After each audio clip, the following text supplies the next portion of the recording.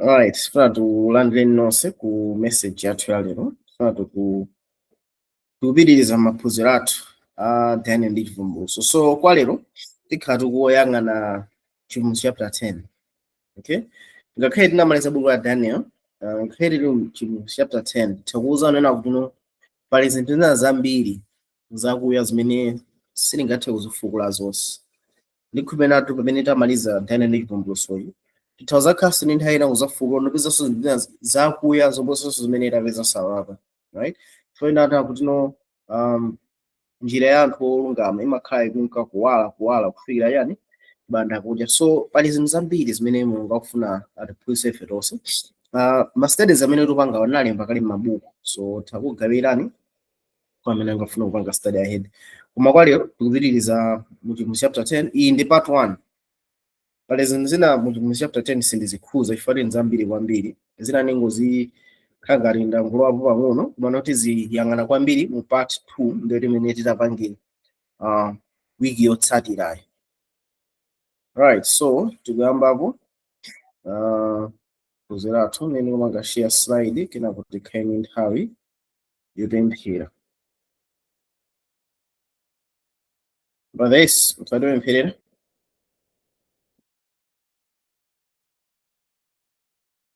Yeah, bwino. Pemphera ndithu. Tipemphere. Oyera adali watu amene muli mwapa. Tikuthokozani chifukwa cha chikondi chanu chimene mukutionetsera mu tsiku la lero. Kuti pasi tsiku la Sabata kuti tingathe kubwera nanu pamodzi ndi kukumana. Ndikukambirana ndi kuphunzira zinthu zakuya za zinsinsi zimene zili m'buku la Revelation. Mbuye tikuzindikira kuti ino ndi nthawi imene mwayiyika kukhala yapaderadera. Ndi nthawi yeniyeni yokwanira kuti ife tiphunzire zimene mukufuna.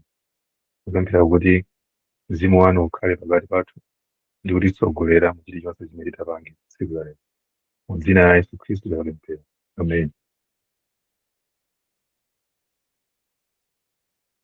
Amen. Alright, so phunziro athu mu chapter 10 imene tikuna muno vumbuluso la mabingu 10. Okay? So tikhala kuona mabingu 10 anchivumbuluso. So chinthu chimene tikufunira tipesese tikamanga study chivumbuluso chinena kuno palibe chinthu chayani chatsopano, right? Mwangana kamba olemba mlalika there's nothing new under the sun. So nkhani yakulu tikamona buku la chivumbuluso ndinena kuti zinthu zambiri zili ku chivumbuluso timazipezanso muyani mu Bible. Okay? Makapanga uchipangano chakale zina timazipeza mchipangano yani chatsopano. So zimene tikufuna tizidziwa nzonena kuti tikufunika tikamapanga study tione kuti kuchipangano chakale chinthu chanachikisa ntchito motani.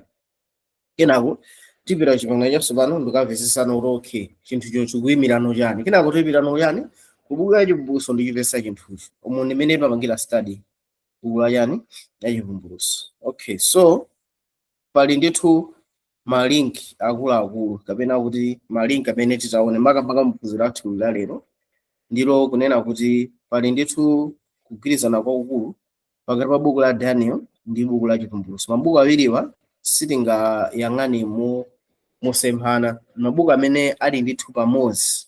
Okay?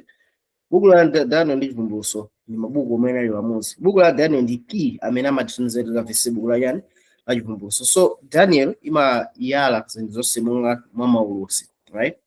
Chivumbuluso ndi kukamba zinthu zomwe ngati zili za ife zogwirika mwandani mwa Khristu Yesu. Daniel amayang'ana kusogolo, chivumbuluso inde kukamba zinthu kusogolo koma ikamba si zinthuzo monga kuti ndi zogwirika mwandani mwa Yesu, right?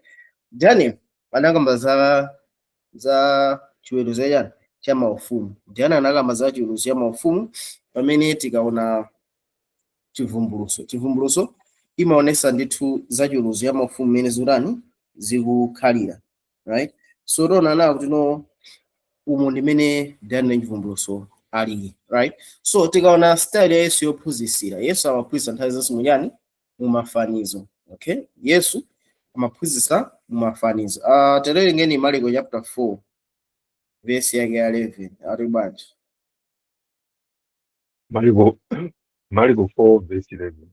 Yes. ndipo iye ananena nawo, kwa inu kwapatsidwa chinsinsi cha ufumu wa Mulungu, koma kwa iwo ali kunja zonse zichitika mafanizo. Yeah, so tikamaona amene Yesu amaphunzitsira, Yesu amagwiritsa ntchito mafanizo, right? Tikaona buku la chivumbulutso ngati buku la yani la mafanizo, pamene timaziona ati ili ni vumbulutso ndani la Yesu Khristu, but Yesu amaiza yani mafanizo, right? So tikaona kuchivumbulutso timaona zinthu zambiri zimene zimayikidwa ngati mafanizo a chipangano chakale. So timafika tipite chipangano chakale, tikaona ndi chinthu chenyechi tikamutani kena kuti paleno maso athu a chipangano chatsopano kapena tichimvetse chinthu chomwe ngati mu chipangano chatsopano kenako tithapita no chivumbulutso ngamvetse chinthu umu ndimene timalongera study chivumbulutso, right? So mungopanga revision, right? Tinadusa I think chaka chatha pamene tinkapanga study chivumbulutso chapter 4, right? So mu chivumbulutso chapter 4 pamene timaona kuti no panali ndithu kukambirana za mfumu Nebukadneza, right? Apo pamene tinazoona kuti no ifeyo monga mmene mafumu adziko lapansi amakhalira kuti wina ugwe una uuke, makamaka mafumu 4 adziko lapansi ndi ufumu wachi namba 5 wa Khristu Yesu, ufumu nawo uliwonse upasira nthawi kuti ukaonetse zipatso zake. So apa tanaona tino pali ndithu amithenga amene amayang'anira zonsezi ndipo nawo tsawapereka yani apereka chigamulo chawo, right? So tinaona nawo tino kuti Babulo agwe sinangochitika yayi, panachitika ndithu chiweruzo kapena kuyang'anira, ndipo ataona nana kuti Babulo ndotani ndoperewera, ndipo anampereka kuti agwe kwa milindi chani ndapereza. Babulo anapereka pachani pajaselo tino Lucifer kumwesa Yesu anamuza yani zonsezi ndi mafumu ndi yani ndizanga zapasena kukandigwadira, meaning to say mafumu a dziko lapansi pano akuyendera monga ndondomeko za ndani za Lucifer. So paja Lucifer nani ndizakwera mmwamba ndizakhala ngati mwamba mwanjirena amagamba kuti azakhala ngati Mulungu popanda ndani Mulungu, azakhala wabwino wangwiro zonse zimene timaza Mulungu makhalidwe ake koma popanda ndani popanda Mulungu. So mafumu a dziko lapansi nkhani yake ndimene kupanga ndithu system ene nano atakhala oyera atakhala bwino popanda ndani popanda Mulungu. Mababulo anaperewera ndi mabidi ndaperezi anabwera, ndipo timazoona kuti no si Babulo yekha amene amithenga amayang'ana koma tona Babulo atayezedwa anaperewera, amene ndaperezi nawo sakuperewera, ndani Ahelene akuperewera, komanso ufumu wa chirombo nawonso kumapeto azonse after lemba la chirombo uzapeza kuti nawonso atani walephera. Pamene timamvesa nawo kuno Daniel ndi chivumbulutso makamaka Daniel chapter 7 nzuza ifuna tino pali ndithu chiweruzo kapena kuyang'anira kwa maufumu awiri, ufumu wachani wa chirombo ndi ufumu wachani ufumu wa Khristu. Muchiweruzo imeyi tinaona nawo tino sakuyang'ana topulumuka ndani otayika ndani, nkhani simene nkhani ndinena tino anthu amene ali mu ufumu wa Khristu akupanga zipatso zotani, anthu amene ali mu ufumu wa Satana akupanga zipatso zotani. Nkhani ndi fruit ododo ufumu wa Mulungu kapena wa Satana ukupanga chiyani, and ufumu wa Khristu kuona tino kuyamba mu nthawi imene Yesu Khristu anatani anakwera pa Pentecost ndi kusanula yani mzimu pa anthu ake, pamene ufumu wa chirombo ndi ufumu wa Chiroma, right? Umene unapasida balala kuifa mu 476 kuona kubweranso ngati European Union kumapita nthawi ndikuzakhazikitsa lemba la chirombo. So mafumu awiriwa ndi amene akuweruzidwa kuti ufumu wa Satana upanga chero kapena ufumu wa Khristu. So pa Daniel chapter 7 atuza ifuna no chirombocho chinaponyedwa kumoto, meaning to say ufumu wa Satana ukupeza ukuperewera monga ngati mene unaperera so ufumu wa Daniel. So tikapera kuchivumbulutso pamene timazamba nokuona no nkhani yeniyeni imene ikutambasula zonse za ufumu umenewo. Tikaona Daniel chapter 4:5 akuruza fino Khristu Yesu ndiye mkhama ngamasule bukuli. Then chapter 6, 7, 8, 9, 10 ndiye kuona no za ufumu wa Khristu, chiweruzo zosatira za kufufuza kwa ufumu wa Khristu zikuchitika motero. Si Yesu yekha koma palinso angelo, pali zamoyo zinayi, palinso akuluakulu 24, palinso Mulungu mmenemo onse akuyang'anira zosatira za ufumu wa Khristu. Chapter 2 mpaka 19 akuyang'ana zosatira za ufumu wa ndani wa chirombo. So tikaona kuona kuti ufumu wa Khristu mmene kuyamba bwino ndithu akhristu akulandira mzimu woyera, ndithu ufumu wa Yesu kuyamba bwino akugonjetsa ndi kubweretsa anthu kwa Mulungu. Koma unaona pamene nthawi ikupita akuti chichitika njani mwazi ukukhesera pa dziko lapansi. Senza nawo tino pa nthawi imeneyi tikuona tuno akhristu ambiri amatani amaphedwa, akhristu ambiri amaphedwa komanso zinthu zambiri zimachitika zonena kuti no akhristu ambiri anataya mwazi wawo. Okay, mtendere unachotsedwa payani pa dziko lapansi, right? So tikapitiriza kuona amene papa tiona kuti no nthawi ikupitirira akuonana kuti no akhristu aja kapena ufumu wa Khristu Yesu sikuyendanso chimodzimodzi ngati mmene umayendera kale. Chifukwa chani? Patana anthu ambiri ambano kutani kutaya pangano kuti azikondana ndi dziko. Kenako pamene amaona ta chikhristu chija chiyamba kuonekera kuti no chikusisitika. Chifukwa chani? Dziko lapansi ndi akhristu anapanga coalition yonena kuti atani apange chinthu chimodzi, ndi pamene pamabwera no dark ages. Kenako pamene timaona kuti yayi ufumu wa Khristu ngati ngakhale umaoneka kuti wasisitika sizinali choncho konse. Yayi chikhristu chimene chimaoneka chimene chinali cholakwika. Komano pambali pamene panayesa akhristu amene amaphedwa, right? Akhristu amaphedwa amene onende ufumu wa ndani wa Khristu obisika anonso pano. Ndi akhristu amene amabisika mapiri ndi mapanga othawa koma anasungabe chani chiyero, right? Ndi amene anaphedwa so nthawi imene. Ndi tinaonanso nawo tuno pamapeto ake pazachitika ndithu zizindikiro mu dzuwa, mwezi, nyenyezi zimene zizapange signal kuti nthawi yapansi pano yatani yatha. Ndipo posera amenepo pazachitika chani pazachitika chinthu chimene timachinena kuti malipenga 7, right? Kapena ma trumpet 7. Komano ngakhale zititero tinaonanso kuti no paliso chiweruzo, right? Chimene chikuonesa no pali 144,000 imene izagonjese, imene izaonesere ufumu wa Khristu Yesu kuti umapanga chani mupetepetu. Para anthu azakhala asengezera mamphumi, anthu asangalani sangachimweso, azaonesera utunthu wonse wa moyo wa ndani wa Khristu Yesu. Koma tinaona nawo kuti no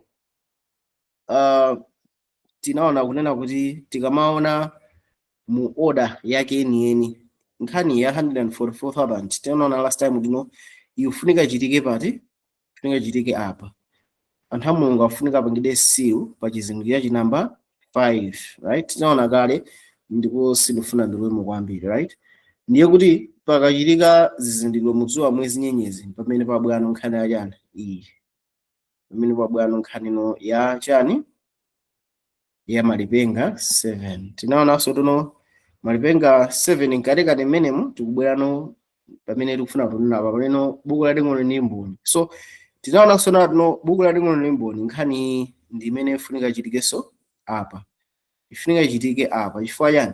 Chifukwa nana kuti no tikamaona nkhani ya 144,000 tikuona mmene ufumu wa Khristu Yesu ukumalizira, right?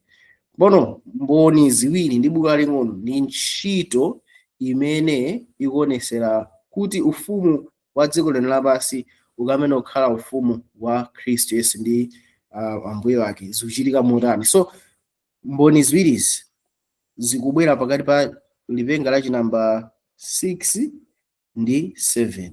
Osati kuti awamboni zilizali kanthawi amene ayi malipenga 7 akamba kumenya ndeti ndi nthawi yatha amene kuko basi. Malipenga 7 akamba kumenya ndeti pebeso chipulumutso, right?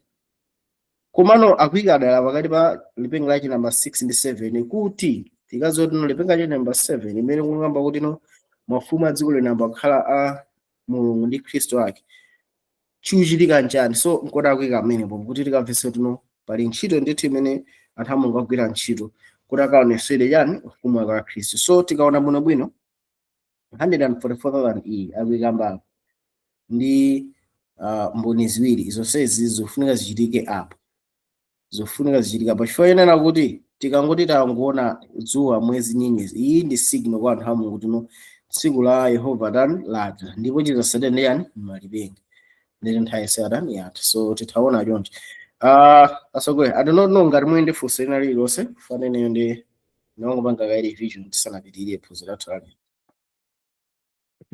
So far bwino zitipeka. Okay, all right. So tukupitiriza. All right, so tinaona kuti zinayitero apa lipenga 1 2 3 4 5 6. So tikaona pali ngelo, right? Ngelo anaponya chani sense kapena choyikamo yani makala chimene chikuyimirira utumiki utumiki wa ndani wa Khristu Yesu kwa anthu ochimwa, right? So tiona sensa iyi ikuyimira mapemphero anthu oyera mtima. Paja pa dziko lapansi Aaroni amafunika atenge makala ndikapo yani zofukiza, right? Zimakolowa chipinda chopatulika. So tikaona mwene tinaona tuno sensa iyi ikuyimira yani mapemphero anthu oyera mtima, right? So pamene akuiponya pa dziko lapansi zikuyimira nayo kuti no chitetezo chadani chasekedwa. Kona pabwera lipenga loyamba, madusa lipenga lachiwiri, lipenga lachitatu mpaka lipenga lachi namba 6. Okay, so tikaona lipenga lachi namba 4 mene amayikamba ti tsoka loyamba, lipenga lachi namba 5 tsoka lachiwiri, ndana no tsoka lachiwiri ladza, tsoka lachitatu lidza msanga kutiuza ifonana tuno ngakhale pali kabuku kakang'ono apa ndi mboni ziwiri izizi sizimafuna zikhala papa. Mboni ziwiri ndi lipenga mboni ziwiri ndi chani ndi buku laling'ono zimafunika zikhale kumayambiriro sensa isanawonide basi, muona. So izozo tinazikamba kwambiri maphunziro ambuyomo mwana mwanga kaeka revision kuti tikhale limodzi ndithu. Alright, so anthu enano mbopakama mafunso ndithu kumafunsa kuti tiyende limodzi ndithu. Right, so tupitirize maphunziro athu. So taonana kuti pali ndithu malipenga 7 mkatikati mwa lipenga lachi namba 6, 7 kapena tsoka lachi namba 2 ndi 3 pali buku laling'ono ndi palinso chani mboni ziwiri.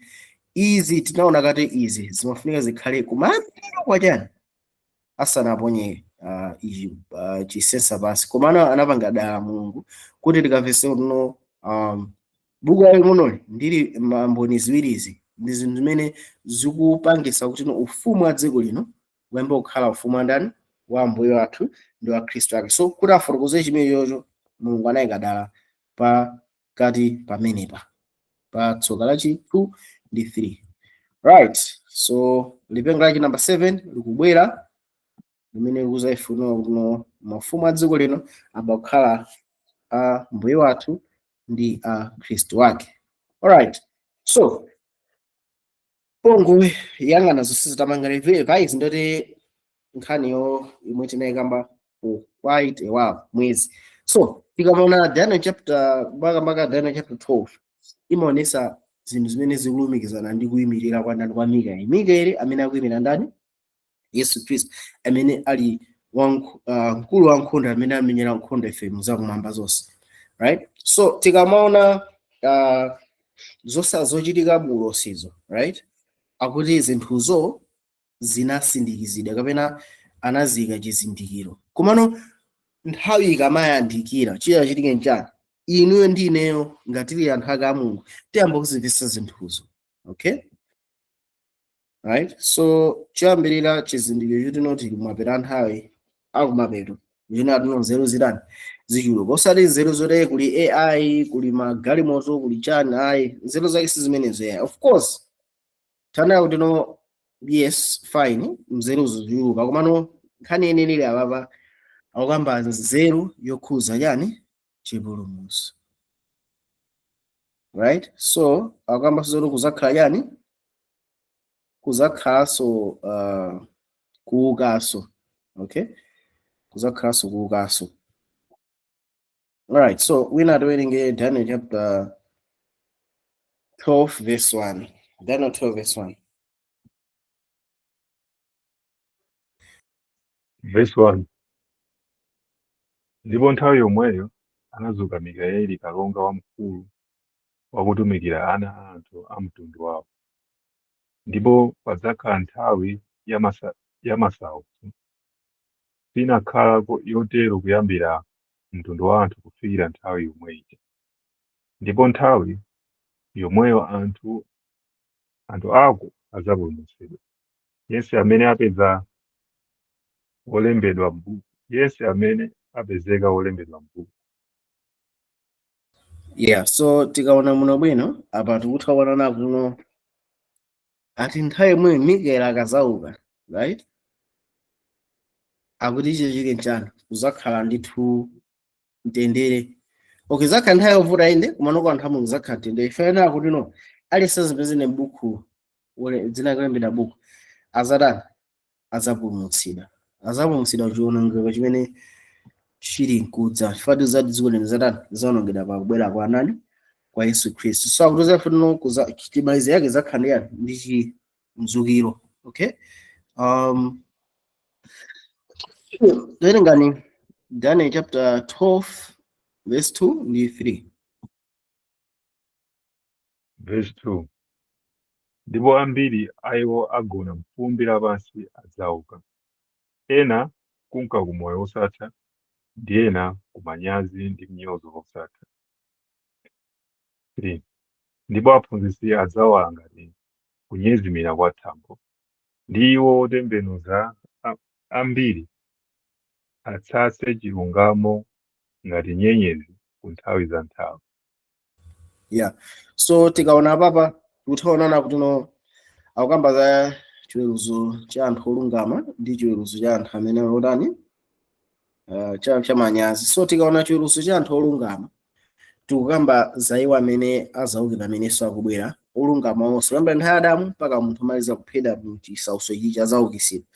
Nangana chiweruzo cha manyazi ndi chiti tikaona pa Chihebri chapter 1 akukamba za no onse amene anampyoza iye azamuona iye akudza mudya anthu mitambo. So akamba za achina Kayafa, Ananias, anthu amene anapanga plan kuti amuphe ndani amuphe Yesu osaja azaukitsidwa pajana zati no muzaona chizindikiro cha Mwana wa Munthu. So anthu awa azaukitsidwa mapadera kuti amuone Yesu pa ulemerero wake kena wazaonongedwa. So nkurakamba za mzukiro uwiri choncho. Komano ife focus yathu ndi apapa akuna kuti no ndipo aphunzitsi mawu oti aphunzitsana msangalasi.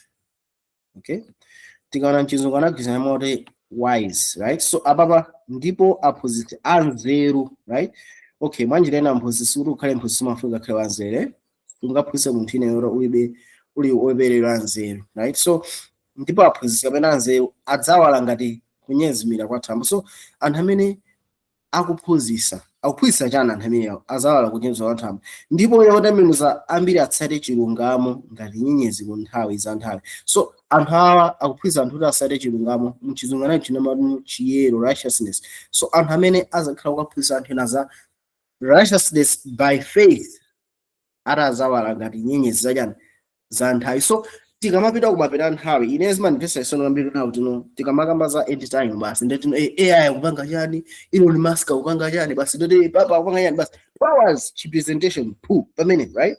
No, kumapita nthawi anthu amene akugwira ntchito ya Mulungu akuti azakhala akutembenuza anthu ambiri kuti asate chani chilungamo kuti anthu asate chani chiyero, because kumapita nthawi chimene chizafunira chizakhale the right message uthenga wenera makamaka amene ukamera nthawi ndi chilungamo basi. Yesu adakamba moti chani uthenga wa ufumu uzalalikidwe kwamboni kena kuchimwezizani chizabwera. So uthenga wabwino wa ufumu, uthenga wabwino wa ufumu ndi chani paja Yesu anakamba tino ufumu uli chani ngati mwanu mwachina akamba za chiyero, righteousness by faith ifunira ilalikidwe mpaka kuti kumapita nthawi. Ichi ndiye chilungamo chonse, right? Uthenga umene ukalalikidwa kena kuchimwezezani chizadza. Okay, so the last message ndi righteousness by faith. Okay, ndi muone zimene anakamba ngelo kwa Daniel. Tawerenga Daniel 12 verse 4 ya. Verse 4. Koma iwe Daniel, tega mawu awa nukomere chizindikiro mpaka nthawi ya chimaliziro. Ambiri adzathamanga chauko ndi chauko ndi chidziwitso chidzachoka. Yeah, so akumuza Daniel tino tsekera chani mawu watseke mawu mwanjira ena ayike chani chizindikiro takhomerapo chizindikiro m'bukulo ndakoza tino kopano chimaliziro chikamazi chikudza. Taona tino chimaliziro chikamadza arambira azathamuka kunduku ndi chizindikiro azathanga ukunduku kutiko mmabukumo takuona menepe. So anthu ambiri wazambathamanga chani m'buku ndipo posandula zinthu zimenezi azamvesesa. So anthu amene azamvesese okay kuti tizoti ndikuvesesa buku la Daniel ndi chivumbulutso chimene chingatiuze ndi chani ndiyonera guys nthawi yatha kwasala 5 years 2026 paja anthu amene 2024 kalaria project 2025 undi December. Iye 2027 kodi nkhani yake ndimene iyoyo? No, nkhani simene. Nkhani ndina kuno aphunzitsi anthu anzeru azakhala kutemeneza anthu ambiri kuti asala yani chiyero chimene chingakuzesena kuti uthenga udi ndi wa Mulungu pamene munthu akukuzanza ndani chivumbuluso. Ni nkhani na kuno kodi emphasis ya mphezi chake ndi righteousness by faith kapena ayi. Akusala kuti muka akuwongolera kuti mukapesese za chiyero cha Mulungu ngati isizili tero ndi false interpretation. So pamene ulosi ukuchuluka makamaka amene ulipera mapera anthawi chiziwiso za chiyero cha Mulungu zakhazi ndani chikuchuluka, right? Kuti anthu akasale ndani chiyero cheni cha Mulungu, right? So the biggest thing chimene tingakuze pamene tikuyera mapera anthawi si chiopsezo kamena tiyeni hey mwakuti ayi si zimenezo. Pamene ukumvesesa kuti tili nthawi yake iti nthawi semene chikhulupiriro chako chizazaze mwandani mwa Khristu Yesu nditi chiyero chako sojadani ndi chozaza. That's the marker kuti munthu apanga study dana ndi chivumbuluso, right? So tikamaona maulosi amene alumikizana ndi kusekera wachitetezo umene ndibwera kwa Yesu alipo atatu. Pali 1160 days tinazona kale izi zimene tinkapanga Daniel chapter 12. So sitikhazika kwambiri. Mwana pali ulosi wa 1160 days imene ikamba za kumwaza kwa anthu oyera mtima. Manje lena ndi nthawi imene iza ikukambidwa nakuno chisautso chizakhala masiku 1160 akudza eni osatiso waongezaso ya. Ifati tikamona Daniel chapter tikamba kuwerenga Daniel chapter 11 Daniel chapter 12. Daniel chapter 11 ukamba za nkhondo zoma literally saubisa so yakamba mfumu yakumpoto yakumwera. Mfumu yakumpoto yakumwera kumayenda paka mapeta. So by the time tikufika Daniel chapter 12 ukamba za Mikael azayima. Akungwamba straightforward ndi akuzakambanoza 160 days kumwaza mphamvu yayo. Manje lena zakazi kuzilinga literal. If you know Daniel chapter 11 ndi 12 si kukamba za ma symbols ayi. So ndi 160 days ya literal imene zakhala chisautso pamene tikamatenga 190 days imene ndi nthawi imene chonyasa chakupululusa izarani chizayikidwe. Manje lena 290 days ndi nthawi imene lemba la chilombo zakhale in play. Manje lena tikachosera 1260 ndi 1290 pakukhala kagabu ka 30 days. So manje lena pazakhala no 30 days ambirira izakhala nthawi ya sensitization zikhala bwana kenako 1260 days kwina kuzakhala nthawi no anthu amudambe urani kusakidwa, right? So pali apa 1335 days imene ikamatha kuli nondaliso waukulu Yesu akutani akutionekera 1335 days. Manje lena 1290 days ikatha paleka masiku ena ake 45 ene kuti nisiba zakhaso yani chiopsezo kwa anthu a Mulungu aidha ndeti miliri ikugwa chani ndeti no persecution anthu a Mulungu atani yatha mapeto Yesu akutani akubwera. So ndithu ndiyonjo nditi so tiwerengeni zimenezi kuti no tikuzitenga pati. Okay, so tiwerenge pa Daniel chapter 12 verse 5 ndi 6.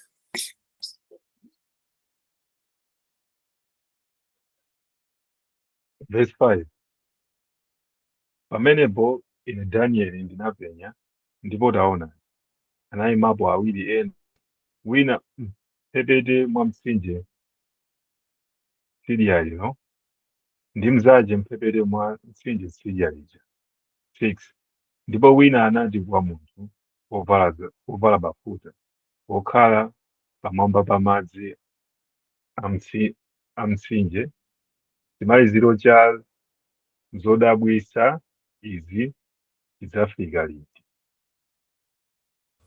So uyu akumfunsa nzake. So pali angelo awiri, right? Wina wayima pachani pa nyanja, right? Wina ima pambali pa nyanja mbali naye, wina sayima nkhala alipo angati alipo atatu, right? So kuti ndipona anayima pawiri ena wina mphepete mwa mtsinje tsidya lino ndi nzake mphepete mwa ndi anali kwa munthu amene anavala yani mafuta. So wakukamba ndi uyu, right? So akumfunsa tuno zodabwitsa ziti kaliti mukuona zodabwitsa zake zitizo tikaona muno bwino anakamba zino Michael azayima kena kuno nzeru za anakamba so nzeru kuchuluka ambiri kubwera kuchiyero etc. Senda kufusa kuti zimene zizi zichitika liti fana nomuza kuti kusindikize buku so akufusa zimene zichitika liti. Okay, nditawerengani Chivumbulutso 12 verse 7.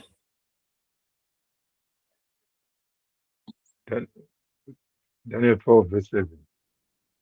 Ndipo ndinamva munthu yovala bafuta wokhala pamwamba pa madzi a mtsinje nakweza dzanja lace lamanja ndi lamanzere kumwamba nalumbira pali iye wokhala ndi moyo kosatha kuti zidzachitika nthawi ndi nthawi zina ndi tsono, ndipo atatha kumwaza mphamvu za anthu opatulikawo zidzatha izi zonse.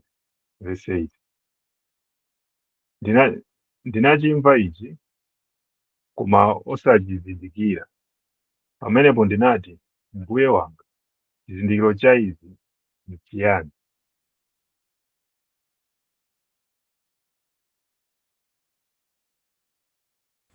Right, so ningweka nchizindifate na mwina chiwa chitha kuwabalisa komano apapa akuchichitika njani, right? Anamuza kuti to anachita ulumbira paya amene amakhala ndi moyo kwa nthawi za nthawi. Munthu woyima payani pamazi uja analumbira anati no izi zidzakhala kwa nthawi ndi hafu mwanjirena tikatenga chaka cha Yuda makhani masiku 360. So tikatenga time nthawi ndi 1 times ndi 2 nusu ndi half, so 3.5 tikembanga multiply ndi 360 ili pasayani 160. So pazakhala ndithu masiku 160 amene mphamvu ya anthu a Mulungu opatulika izamwazidwa. So akuti Daniel atamva zimene zati ndinachimva ichi koma osachizindikira. Pamenepo ndinati Mbuye wanga chisiriziro cha izi ndi chani? So bwanji ena akumufunsa okay chisiriziro cha iyi ndi chani? So bwanji ena funso ili liyankhidwa. Okay, so kuyankha kwa funso imene ili pamene pabwano zaka zinana tawerengani kaye Daniel 12 verse 9 to 10. Audiya Daniel 12 verse 9 to 10. So akumuyankha chisiriziro cha izi ndi chani cha 160 ndi mumve yankhola tawerenga verse 9. Ndipo anati, pita Danieli, pakuti mawuwo atsegulidwa nakhomeredwa chizindikiro mpaka nthawi ya chitsiriziro. Verse 10. Ambiri adzazitsuka ndi kuziyeretsa nadzayeretsedwa ndi moto, koma oyipa adzachita moyipa, ndipo palibe mmodzi mwa oyipa adzazindikira, koma aphunzitsi ndiwo adzazindikira.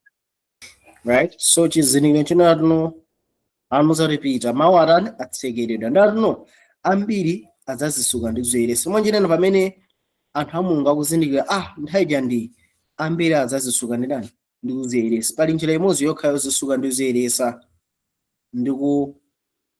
ndizotheka pokhapokha mamwazi wa ndani wa Yesu Khristu, ndipo adzayesedwa ndi moto. Mwanjirena moto umene akukambawo ndi persecution kapena chisautso chomaliza, koma oyipa adzachita mutani oyipa. So pali anthu oyipa amene adzachitabe mutani moyipa, ndipo palibe mmodzi oyipa azazindikira. Mwanjirena tikamaona Daniel ndi Chivumbulutso ndi buku limene Mulungu alembera anthu amene ali mu ufumu wake, right? Anthu oyipa sazamvetsetsa komano anthu olungama azamvetsetsa. Mwanjirena pali a Khristu mipingo yosiyanasiyana, right? Ukamfunsa amboni kapena akatolika kapena wa Seventh Day kuti zikuti bwanji aliyense akupasa interpretation yake yosiyana, komano pamene nthawi ikubwera akhristu onse azakhala ndi kamvesere kamodzi kabuku, right? Ndipo aphunzitsi ndiwo azazindikire. Akhristu amene ali mwa Yesu azazindikira nthawi imene akukhala. Muona mwanjirena pali ndithu lonjezo la revival, kukhala revival posachedwa, right? Revival ikhala ndithu yosimikizira payani pa mawu a Mulungu. Anthu a Mulungu amvetsetsa kwambiri za mawu ake, anthu a Mulungu amvesesa za chiyero kulungamisidwa mwachikhulupiriro ndipo amemeza anthu osati zimene. Komano kwa anthu oyipa kukhala kuyipa kumene sikunaoneke, right? So pano tikamaona amene zikukhala even kumalawi kuno ku social media amene zikukhalira pano anthu angovulana mangoponyerana manudzi yani nkhani imenezo zasiya kumakhalanso nkhani zochititsa mantha, right?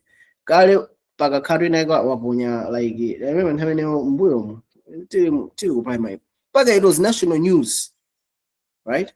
Kuti anthu aponya zithunzi zawo zolawa pa social media kale chama tusande mene khanga tusande 876 nthawi imene tusande 78, right? News pano ziyile njani anthu akupanga anthu chikumutima chana nachoka. So even if you look at kuipa kwa anthu panopa kuipa kwa anthu kwachuluka. So pamene uzipera mapeta anthu akuipa kwa anthu kukhaso kuti kuchuluka kwambiri anthu samvesesa anthu lungamatani amvesesa. So ndithu pali ndithu ma opposite awiri, right? So tuone chinthu china chimene anakamba. So chimaliziro cha zonsezi chizindikiro cha zonsezi ndi zimenezo anthu a Mulungu azamvesesa kuzakhala revival naso kuipa kwa anthu zakhala kurani kuyipirabe. So talengane tusala amenewo Daniel 12 verse 11 to 13. Verse 11. Ndipo kuyambira nthawi yoti idzachotsedwa ndipo kuyambira nthawi yoti idzachotsedwa nsembe yachikhalire ni chidzayimika chonyansa chipulumutso adzakhalanso masiku 1,000 mphambu 200 kudza 50 12. Wodala iye amene ayembekeza nafikira ku masiku 1,000 mphambu 300 kudza 37. 13. Koma iwe muka mpaka chimalizo pakuti udzapumula nudzayima mgawo lako masiku otsiriza. Yeah, so tikaona papa akutuza ifana kuti pali ndithu masiku awa. Okay, so ningoyika mavesi achero kuti ndipesese. So tikaona bwinobwino papa akutuza ifana kuti pa nthawi imene chonyansa kuseyizayikidwe, right? Tikaona papa daily sacrifice tukamba za daily, right? Utumiki wa Yesu Khristu zakhala urani ukuphimbidwa kwayani dziko lapansi alisizakhala upanga chisankho cha Mulungu kapena ayi.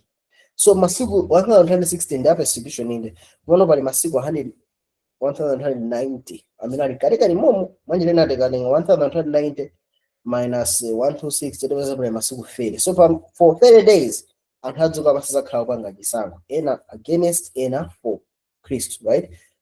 Chitetezo cha anthu ena chikusekedwa nditi utumiki wa Yesu Khristu kwa iwo anani akukana, right? So ndithu pa nthawi imene zakhala dziko lapansi likumukana ndithu Mulungu wathu likukana ndithu utumiki wa Yesu Khristu, okay?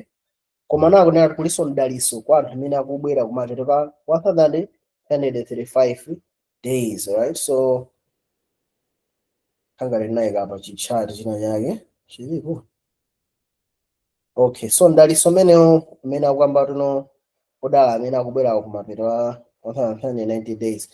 Tikaona mu buku la Chivumbulutso mdaliso umenewo ukubwera kwa anthu amene ali muzukiro wa chinamba chani wa chinamba 1, right? So mdaliso umenewo ndetu kuimira kubwera kwa ndani kwa Yesu Khristu. Tolengani pa Chivumbulutso 20 verse 6. Verse 6. Wodala ndi oyera mtima ali iye amene achita nawo pa kuuka koyamba. Pa iwo imfa yachiwiri ilibe ulamuliro, koma adzakhala ansembe a Mulungu ndi a Khristu nadzachita ufumu pamodzi ndiye zaka 1,000. Yeah, so wodala ndi iye amene achita nawo chani kuuka koyamba. So odala akamba za mdaliso amene uli pa iwo amene akukhala naye mwa Khristu. So tikaona bwinobwino apa chati yathu imeneyi. So apa akuti 160 days iyi mphamvu yoyera mtima idzamwazira manje lena anthu a Mulungu azakhala kuti akusakidwa apa anthu a Mulungu azakhala osakidwa. Kenaka pali 1190 days iyi nthawi imene akamba tino chonyansa yakulu sidalizerani izayikidwa. Mwanjerera tikaona apa pali ka 30 days 30 days pakati pa 1260 ndi 1290. Mwanjerera ka 30 days akasakhala ngati nthawi ya awareness. Anthu a Mulungu asatire chani lemba la chilombo kamene dzuka pasasire chani lemba la chilombo, koma anthu azakhala panga zisankho. Amene sanagwezane nazo apa azakumana ndi masiku a chisautso. Komano tikamana lemba la chilombo ndi chinyansa chakupulumutsa tiona ndi chinthu chimodzimodzi, right? Tikaona chinyansa chakupulumutsa, right, tikapanga add 1035 days tikubwera ku mdalitso kuti wakumapeto. So apa ukamba za 45 days mwanjena apapa ndi nthawi imene suzakhalanso persecution komano mtendere, right? Odana amene akubwera kuti kumapeto ake mwanjena after masiku awa ndi Yesu zakhala akubwera, right? Kumene chimene ndingakuza njina tuno palibe amene akudziwa kuti masiku akuyambira apatipo. Chimene chikuza ife lero zinthu zizafika ndimene lemba la chilombo atani layikidwa. So lemba la chilombo likayikidwa tizayenda monga mmene chadi kumenera, komano before that silingathe kupanga pinpoint nthawi ikuyambira apati. Okay, suzanga baifunso lena lililonse mwina ujeni pajama yadi masiku awa ndi alitwe in my literal days, yeah. Okay. Yeah, ndi alitiro chifukwa tikaona chapter tikaona Daniel chapter 11 Daniel 11 imakamba za chimeso ya litiro, imakamba za fumu ya kumawa, fumu ya kumpoto, fumu ya kumawa, fumu ya kumpoto. Paibepo china ise chimene chinayimba isidwa yani, right? But then ndifika mu Daniel chapter 12 ikupitiriza benkhana imwe Mikaeli azayima kenaka kuti yani akambano za masiku awa. So masiku andi alitiro. Okay, alright, so tikafika huko, right, tikaona Daniel 12 ndi chapter 10 tonati pa Daniel 12 anatuza buku la Dani lasegedwa ayikapo chizindikiro. Pamene chapter 10 ali pali buku lodani lotsegulidwa. Okay, so tiona onena kuti zikuyimira yani. Alright, so tikaona pa chapter 10 titopeza nawo tuno pa chithunzithunzi china chosiyana. Yohana akuyima ndi akuona angelo amene ayima payani pa mtunda ndi nyanja. Muona pamene tikaona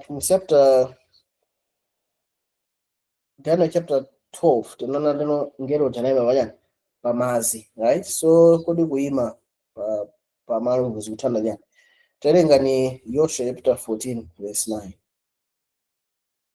Yoshua 14 verse 9. Verse 9. Ndipo Mose analumbira tsiku lomwelo ndi kuti zedi dzikoli phazi lako lopondapo lidzakhala cholowa chako ndi cha ana ako kosalekeza, chifukwa unatsata Yehova Mulungu wanga ndi mtima wonse. So tikaona muno bwino apo kuti ponse wapondapo pazakhala pachani dziko la cholowa chako. So tikaona muno bwino pamene waponda pali cholowa chako. So tikaona Daniel chapter 12 anaponda pachani pamazi. Mwanjerera uthenga ukupita kwa ndani kwa old biblical world notano yani. Tikapita ku chapter 15 imato zifuna to madzi unaonawo ndi anthu manenedwe mitundu ndi zina zotero. Tikaona zirombo za Daniel chapter 7 zozizuluka yani pamazi. Mwanjerera madzi akuyimira anthu ndi mitundu manenedwe kapena the old biblical world kumene kumazika nthawi ya Bible. Lero ku Babulo amiri ndi aperezi kusekuti ku Europe mwanjerera ndi Northern Africa. Pamene tikamakamba za pamtunda, kumtunda ndi the new biblical world mwanjerera malo amene Bible samadziwika ngati imene kulirire ku America paja chirombo chinatuluka pansi pachani pa nthaka. So uthenga wa Daniel umapita kwa anthu amene anali mu old biblical world madzi. Pamene uthenga wa Daniel chapter 12 ndi uthenga umene upita kuti kumtunda ndi nyanja mwanjerera upita kose kubwera even kunoko ku Malawi. Right? So mkhanenge nimene. Alright, so tipitirize maphunziro athu. Tikayamba kuona ma-parallels, right? Mulungu akutipasira dala ma-parallels. Anatiuza kuti Daniel chapter 12 kuti buku la Daniel latsekera. Akutiuza ife chivumbuluso kuti buku la Daniel latsekera. So tikaona ma-parallels tiwerenga ndithu kumano kufonawo tinguona. Anamuuza pa Daniel 12 kuti no utseke mabuku, buku lofata asendezero. Timusepta tena kuti no palengera amene ndika buku la manja kutsegula. Daniel 12 anatono nzosindikizira mpaka mapita ajani anthawi. Pamene chimusotena kuti no sipazakhaso yani nthawi. Right? Tikaona Daniel 12 akuti no panali munthu amene anayima pamadzi. Daniel 10 anayima pa mtunda ndi nyanja, right? Chimbuluso 12 akuti anayima manja ake ndikakweza kumwamba ndi kupanga swear kapena kulumbira pa amene wakhala ndi moyo nthawi za nthawi. Daniel chimbuluso 10 so chimozimozi. Okay? Tikaona apa Daniel 12 mabukuwo ndosindikizira mpaka mapita nthawi. Koma wakumuza Daniel chimbuluso 10 kuti no ukanenere pakati pa anthu milungu ndi nthawi zonse. Mwanjerena Daniel 12 ndi ulosi umene unasindikizidwa. Chimbuluso chapter 10 ndi chani? Ndi ulosi omweyo komano wamasulidwa padani kwa anthu. Andi kabuku akakasigwira kabuku akaka ndi kabuku ka ulosi. Mwanjerena ni buku la Daniel mene Mulungu alitsegula kuti tikalipesese m'buku la chani la chivumbuluso. Okay? So tioneni. So tikamaona Yohane amene wayima apa. So Yohane akuona angelo wayima pamadzi ndi pa nyanja. Okay? Pa mtundaso. Ngeroyo wavekedwa chani mtambo. Okay? Ndipo akuti pamutu pake pali chani pamutu pake pakuwala ngati dzuwa. Komanso tiona nawo tuno ali ndi utawaleza, right? Utawaleza umayimira yani pangano, right? Kenako Yohane akupa yani malipenga akupa mabingu 7.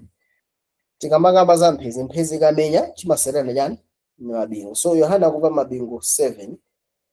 Akuti alemba muzira usarani usalembe yani, right?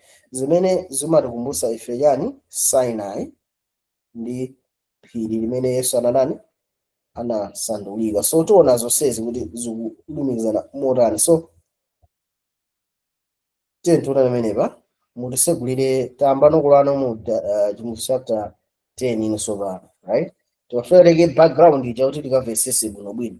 Alright, mutowerengere chimbuluso 10 verse 1 akuti chani? Chivumbuluso 10 verse 1. Ndipo ndinaona mngelo wina wolimba ali kutsika kumwamba wovala mtambo ndi utawaleza pamutu pace ndi nkhope yace ngati dzuwa mapazi ace ngati mizati ya moto. Okay, seramopoka. So akuti tikamona ngeroyi atawavala yani mtambo. Okay? Utawaleza leba yani pamutu pake. Nkhope yake ikuwala ngati yani dzuwa. Tikaona mapazi ake ngati mizati ya yani mizati ya moto. Okay? So ningofuna ndione kuti chizungana kambari yani.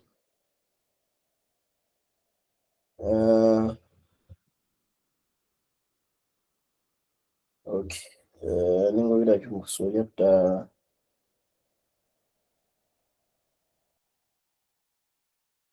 okay. Vulake chichiwa nthawi zinachi masiya zinthu zinazofunika kwambiri. Tikaona chimbuluso chapter 10 ya okay ani yonke. Miyenda yake nayo ngati mizati ya moto. Okay, sana sinthu. Alright. Tiye ntoneni pa chimbuluso 4 verse yake ya 2. Muone kuti no kumpanda chifumu umakhala yani.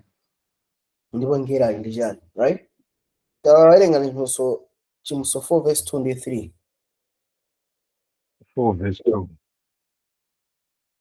Pomwepo ndinakhala mwa mzimu ndipo taonani padayikika mpando wachifumu mmwamba ndi pa mpandowo padakhala wina.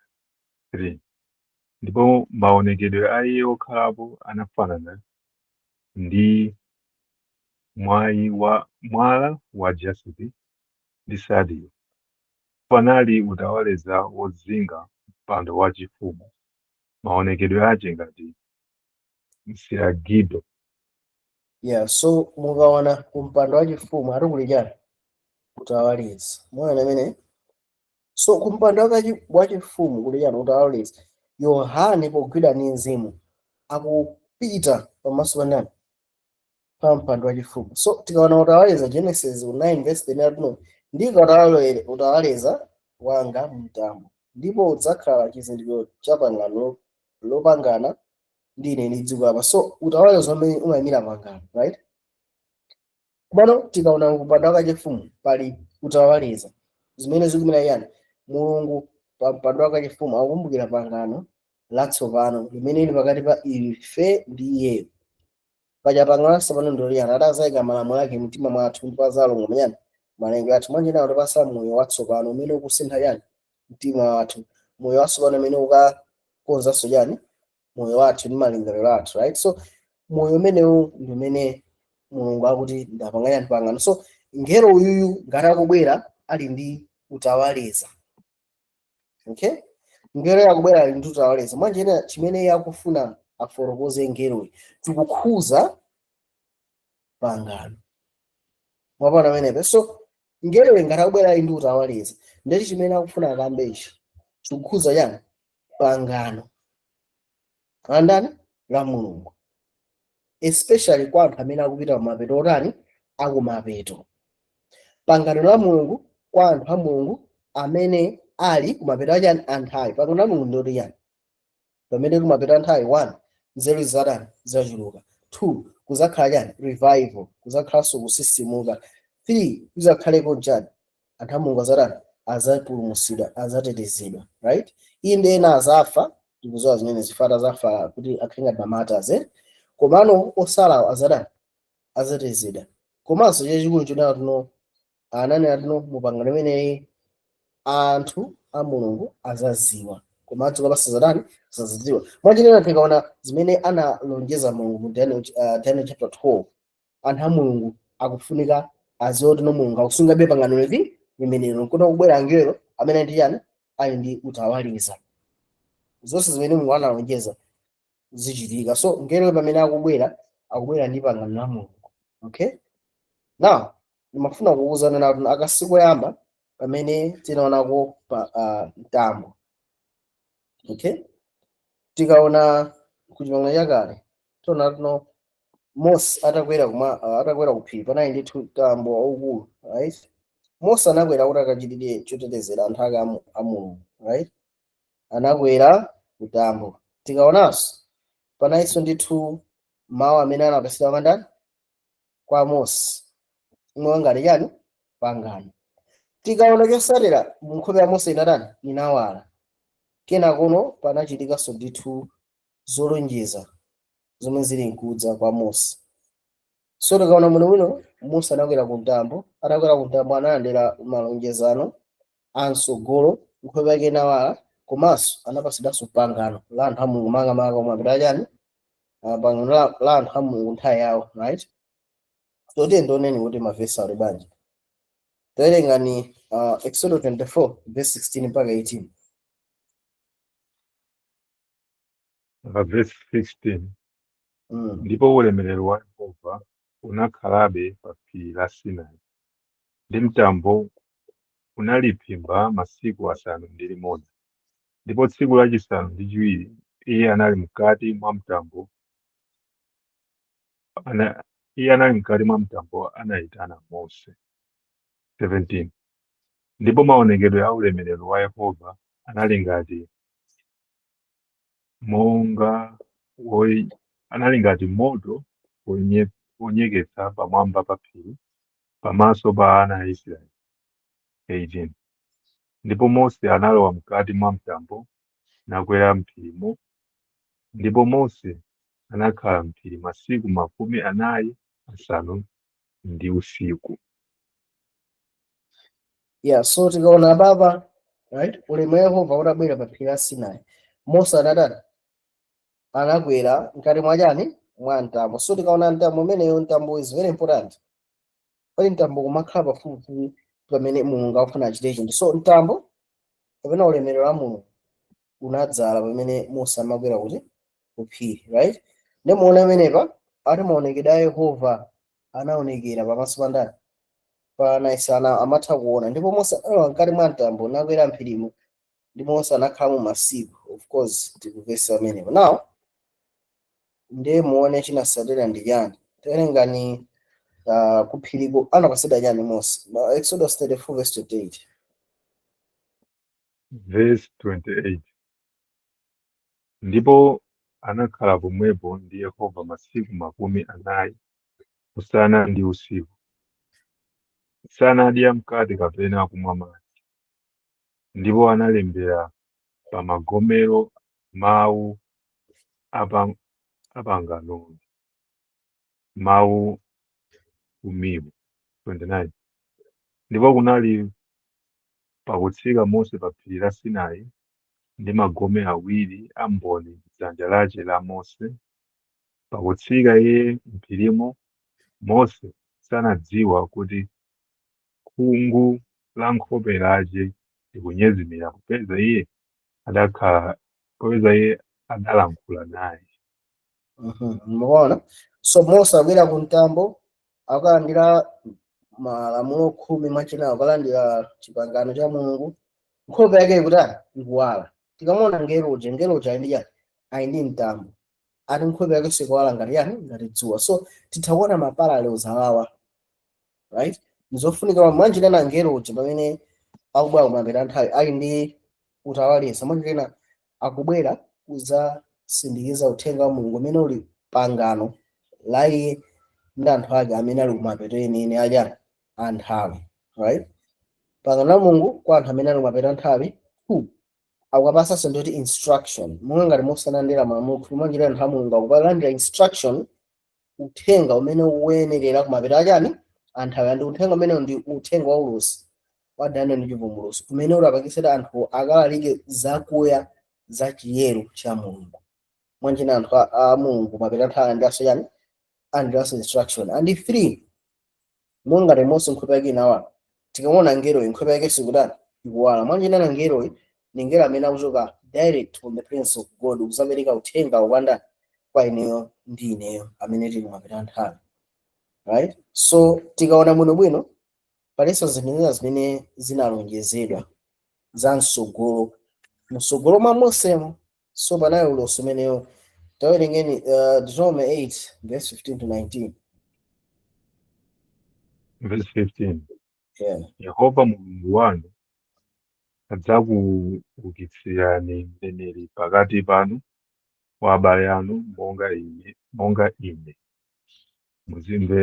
Muzimvera iyi. 16.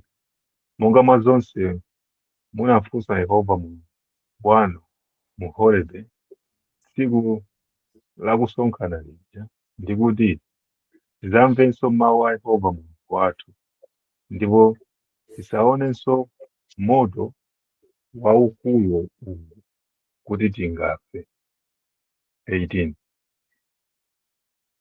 Ndidzaukitsira mneneri wa pakati pa abale awo monga iwe, ndipo ndidzampatsa mawu anga m'kamwa mwace, ndipo adzanena nawo zonse ndimuwuza.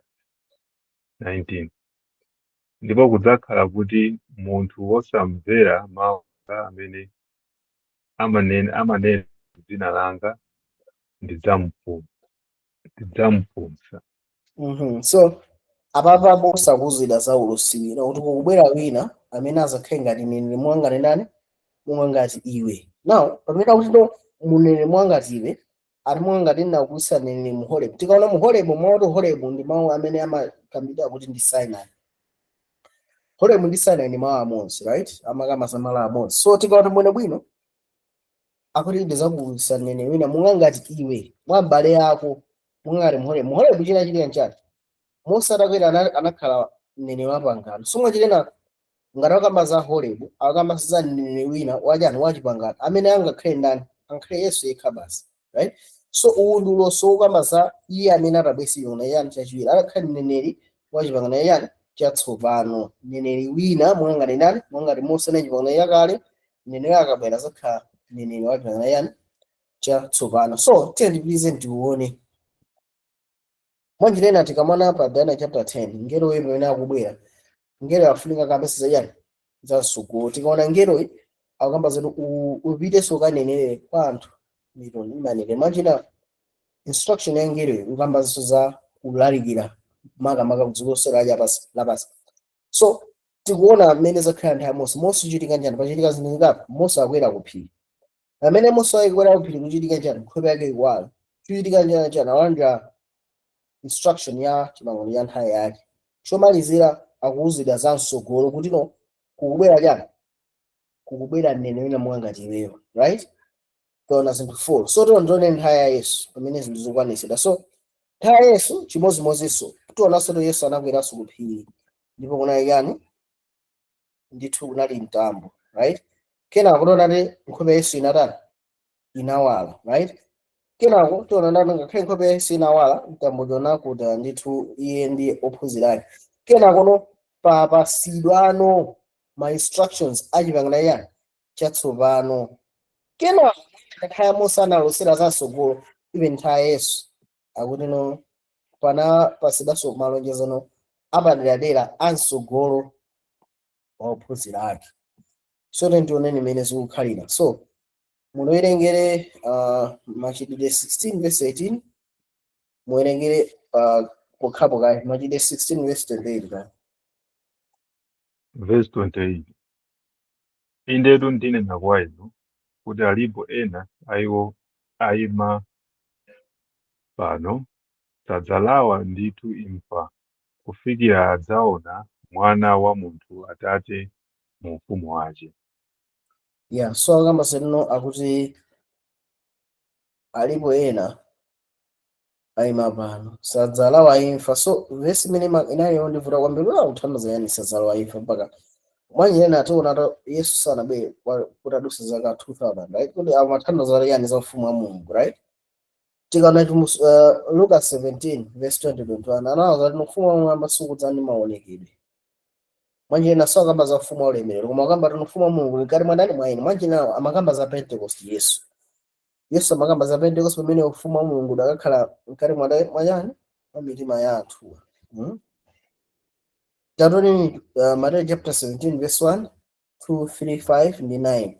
Apa pamene akusindikiza za ufumu umenewo ndio muoneno mmene zinakhalira. Yesu akwera ku phiri, mtambo, nkhope yake iwala, kenako chosatira ndi yani apasidwa ma instructions achipangano chatsopano. Towerenga pamene pali bwanji. 17 verse 1. Ndipo atapita masiku asanu ndi limodzi, Yesu anatenga Petro ndi Yakobo ndi Yohane m'bale wake, napita nawo pawokha pa phiri lalitali. 2. Ndipo iye anasandulika pamaso pawo, ndipo nkhope yake inawala monga dzuwa, ndi zovala zake zinakhala zoyera mbuu wala. Verse 3. Ndipo onani, Mose ndi Eliya anaonekera kwa iwo, ali mkulankhula ndi iwo. 5. Akali chiyankhulire, onani, mtambo wowala unawaphimba iwo. Ndipo onani, mawu ali kunena mu mtambo, uyu ndiye mwana wanga wobadwa, mwa iyeyu ndikondwera, mvereni iye. Verse 9. Piriza. Ndipo pamene anali kutsika phiri, Yesu anawalangiza iwo kuti musauze munthu choonekacho kufikira Mwana wa Munthu atadzuka kwa akufa. So tikaona apapa tuchitika chani monga ngati Mose analosera za iye akudza, Yesu naye akwera kuti ku phiri. Atakwera ku phiri chitika chani? Akuwala amwene Yesu chakuwala. Monga ngati nkhope ya Mose inawala, koma apa Yesu akudani akuwala. Kubwera Mose ndi Eliya akuyankhula nawo. Kenako tuzati ndati Petro anati tipange misasa itatu koma wanaveka mara uyu ndiye mwana wanga, mumvere ndani? Mumvere iye. Tisayelo na kuno kulosumino no pasita kwa Mose anamuza tino ndikubweresa mneneri wina monga na kubweresa iwe kuti uholebe mwenye nawe azakhala mneneri wapangano ati iye muzamva mawu ake. Mwenjira ina tikamanga kumpea Mose ndi Eliya munga kuti no awa anali ngati zifanizo, koma ndabweresa mneneri wina amene ameneyo ni nani? Ndi mneneri mwangati iwe. Mwenjira mneneri amene abwera malo mwa Mose ni nani? Ndi Yesu. Iyeyo ndi amene tikufuna timvere. So that's the confirmation on ndi Yesu, right? And china ndio nazo no, you know, izizi musazikame mpaka mtara kwa kufa. Maona? So tukuona no my instructions. Instruction eji vanga jasu wana njina no. Ifeo tikare tukumvera zosi zimene Yesu adani wanena. Tikamana eji vanga jakali ndi ma shadows. Tikimana Yesu vano reality. Zosi zimene zaji vanga jakali za Joseda. Tukusada no jivanga yani jasu vano jimene tujipeza mwandani mwa Yesu Kristo. Chilamulo Genesis Yohane chapter 1 verse 17. Chilamulo chinali chani? Chilamulo chinapa sina mwandani mwa Mose. Koma chisomo ndiyo nani jibwera mwandani mwa Yesu Kristo. That's why ndono musamvere Eliya ni Mose. Mumvere ndani. Uyu ndiye mwana wanga. Usabanga sasaba Mose, usabanga sasaba Eliya no. Manga ni sasaba Yesu. Uyu ndiye mwana wanga mumvere ni iye. Mwajina na neneri wachibanga ni jasaba ndani. Yes, ndibe ndo ankulu bose ndani Mose, right? Ndi muoneno chosatira chake nchoti yani Yesu ophunzira kana verses zimene choti ndizoona kuti nonene mapangano ndani ndi Yesu. Toerengani Machitidwe chapter 3 verse 22 mpaka 26. Muone mene Paulo Petro ankalalika ulaliki. Atawisa mkulu cha muzali silver ni bulidi tilibe analika ulaliki. Toerengani verse 22. Mose ndo anati Mbuye Mulungu adzawulitsira inu mneneri kwa abale anu ngati ine, mudzamvera iye mzinthu zili zonse adzalankhule nanu. 23. Ndipo kudzakhala kuti wamoyo aliyense adzamvera mneneri ameneyo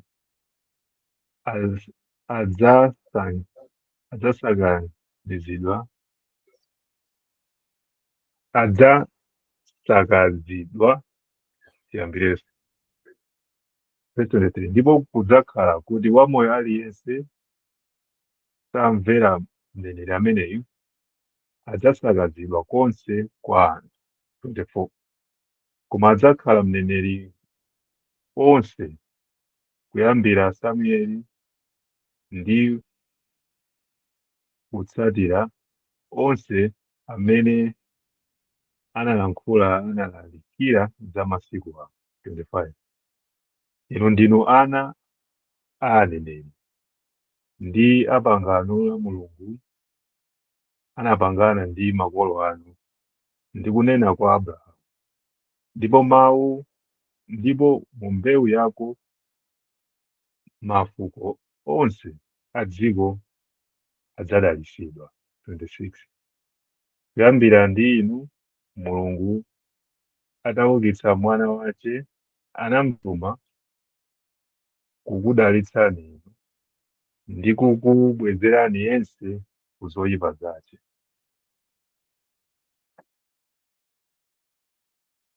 mabwana meneba.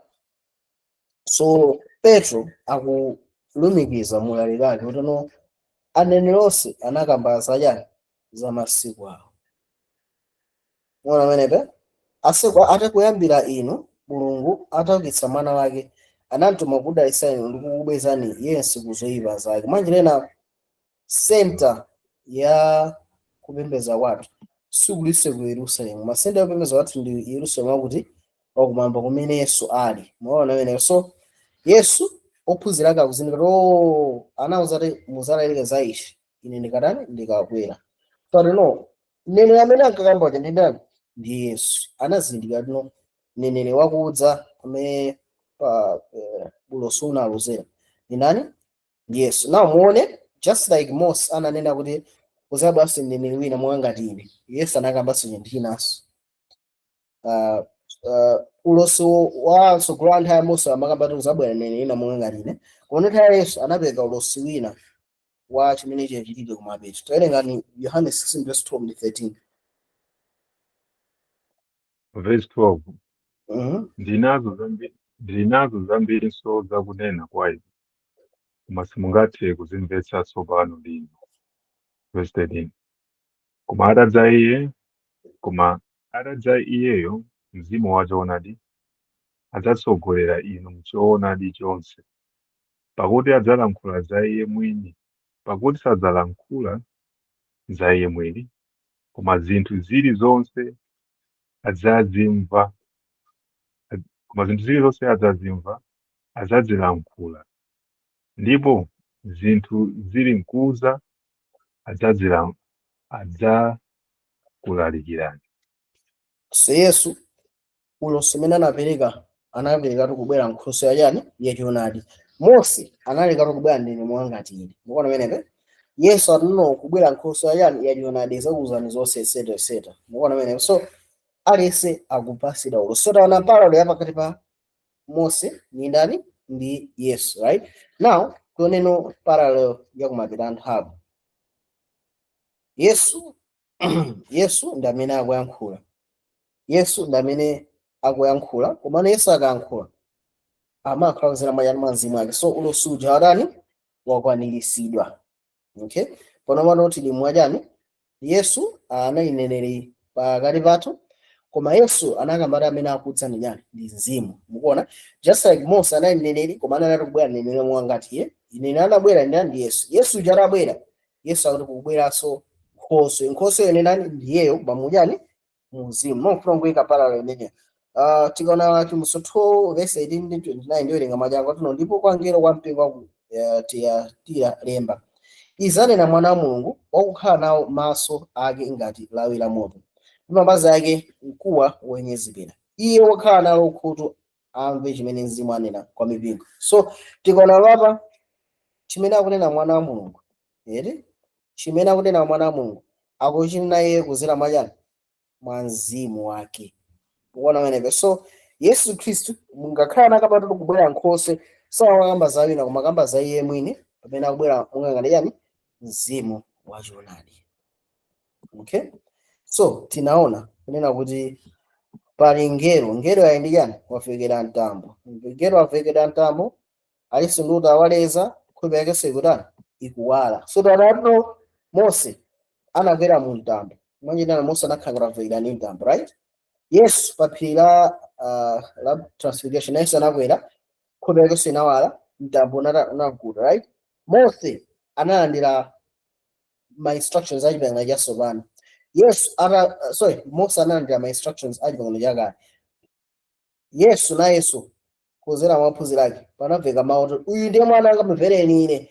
That is the new covenant. Tikamaka new covenant pangana sobano siri kuendera simino chakale, tikuendera chipangano cha sobano chimene tikupeza mwandani mwa Yesu Khristu. Siri kuperekaso nsembe iyayi koma tikupeza mwandani Yesu ni nsembe.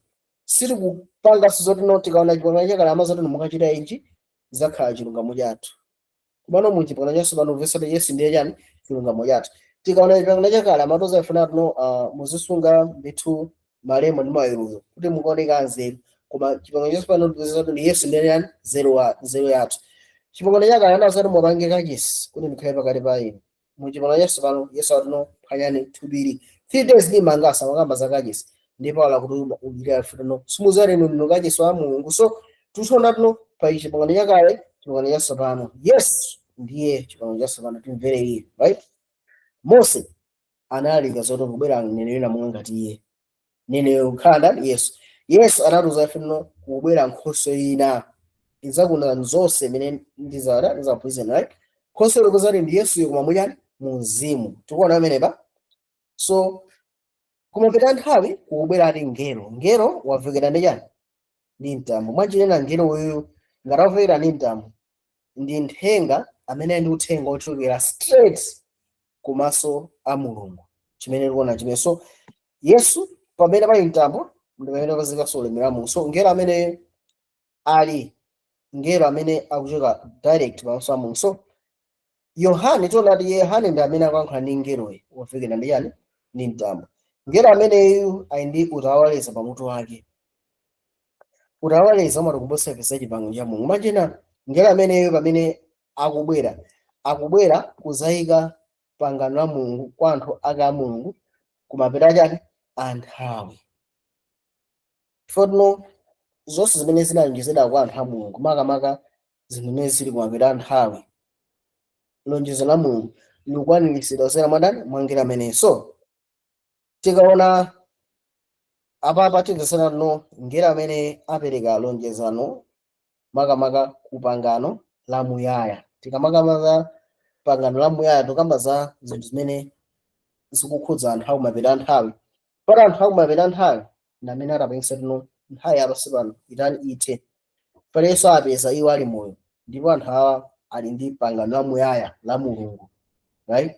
So palinso ndithu zomwe zalonjezedwa kwa ndani kwa anthu amene akumapita nthawi, just as nthawi ya Mose inalonjezedwa kubwera Yesu, nthawi Yesu inalonjezedwa kubwera Nkhosa. So anthu awa akulonjezedwanso chinthu china kubwera chinthu china chimene chachitike. So tioneni zimene zizi kuti zikutinji.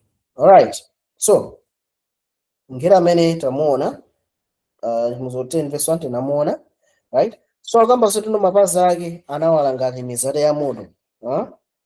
Tikaona Chimozolo 1 verse 15-16 atino ndi mapazi ake ngati mkuwa wonyezimira, ngati woyengeka mnyanjo, ndi mawu ake ngati mkokomo wa madzi ambiri. So tikamaona Yesu Khristu miyendo yake ili ngati mkuwa imene yadusa munyani mnyanjo, right? Tikaona verse 16 atino ndipo dzanja lake lamanja munali nyenyezi zisanu ndi ziwiri, ndi mkamwa mwake mudatuluka lupanga lakupha konsekonse, ndi nkhope yake ngati dzuwa lowala ndi mphamvu yake. So tikaona bwinobwino Yesu nkhope yake kuwala ngati dzuwa, right? Tikaona ngelo nkhope yake kuwala ngati yani dzuwa, zikumene zikutuza ife yani ngelowe ni ngelo amene wakhala pamaso pa ndani pa Mulungu, right? So tikaona zimene zikutuza ife yani uthenga amene wabweretsa ngelowe ndi uthenga umene uchokera ku mpando wachifumu ndani wa Mulungu, right? Tikamaona Yesu nkhope yake kuwala ngati dzuwa, tikawerenga Malakai, okay? Mwina ndingopita komwe jangu sinayike mu verse pano mukufuna ngukuonesana uthenga kuti yani. Okay, ndipita kweneyo ndiwerenga Malaki chapter 4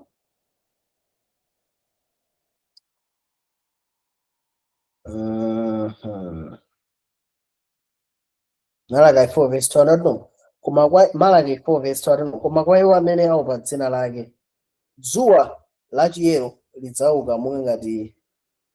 Okay, mwina ndikuwerenga njiwa kupanga translate njiwa chizungu ndivutirapo. Alright, ndingopita direct kweneyo Malaki 4 verse 2 tiwerenge koma inu opa dzina langa dzuwa la chilungamo lidzakutulukirani, muli kuchiritsa mapiko mwake, ndi mudzatuluka ndi kunumphanumpha ngati ana ang'ombe onenepa. So ati dzuwa la chilungamo tikaona chizungu kapatino the son of righteousness. So ngeloyi nkhope yake ngati kuwala ngati dzuwa, that is righteousness ya Mulungu. Mwachina chimene akuona Yohane pa nkhope ya ngelo akuona chigero. Mwachina ndizichamakamba Daniel no anthu amene atamiza ambiri kubwera kuchero azawala, right? So ngeloyi ngati akuoneka nkhope yake kuwala ngati dzuwa, mwachina pomuyang'ana iyeyo Yohane akupesa za chiyero cha ndani cha Mulungu. Uthenga ubwera ndi ngelo ameneyo ndi uthenga umene ukukhudza righteousness by faith, right? So taona zimene zikuchitika chani kwa ngelo amene Chimozolo 10 verse 23 atijana verse 2 ndipo anali nako mdzanja laje kabuku kofunyula ndipo anaponda nalo phazi laje lamanja pa nyanja. Verse 3 ndi lamanzere pa mtunda, nafuwula ndi mawu akulu monga ngati mkango ubangula, ndipo pamene anafuwula mabingu asanu ndi awiri anakhala mawu awo.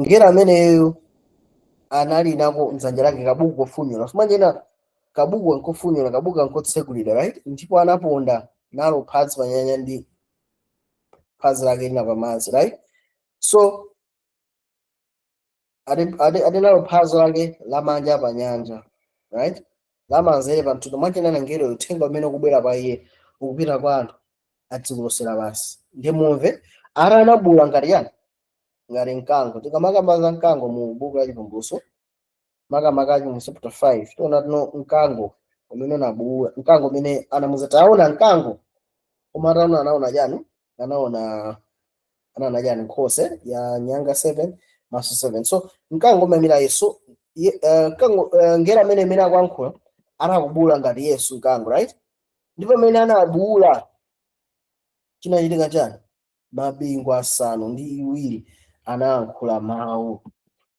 pamene pari panapfeka mabingu ndi yani mphezi ikaveka timasalana mabingu mchizungu amakamba ndi mathunders so ati mabingu asanu ndi awiri anayankhula mawu awo apo pamene study yathu itakome nderenga verse 4 yani mabingu anayankhula mawu awo zinachitika so Yohana anamva mawuwo Yohana anamva Susa anamveya ndichitika chani terenga verse 4 ndipo pamene anayankhula mabingu asanu ndi awiriwo ndinati ndilembe koma ndinamva mawu kuchokera kumwamba nanena sindikiza nacho chizindikiro zimene adalankhula mabingu asanu ndi limodzi ndipo usazilembe apa pamene ne pankandibalisisa but okay why is it Mulungu akumuza Yohana apa Yohana pangati kwadi anamva mawu amabingu atankhula then pamene Yohana amafuna alembe anamuzati usalembe atikepo chani chizindikiro mwanjina uthenga umene unalakidwa ndi mabingu Yohane sana ulembe apapa atanawuzimbayisa mwanjena Yohane amafuna alembe zinthu zing'ono Mulungu no usada atanamva mawu usada salembe kumene zimene zinde my point is okay ngati zili choncho ndifana Mulungu anazika mu zinthuzi brother Esi mwini mafunso pa zomwe takambirana so far when we mufuna clarification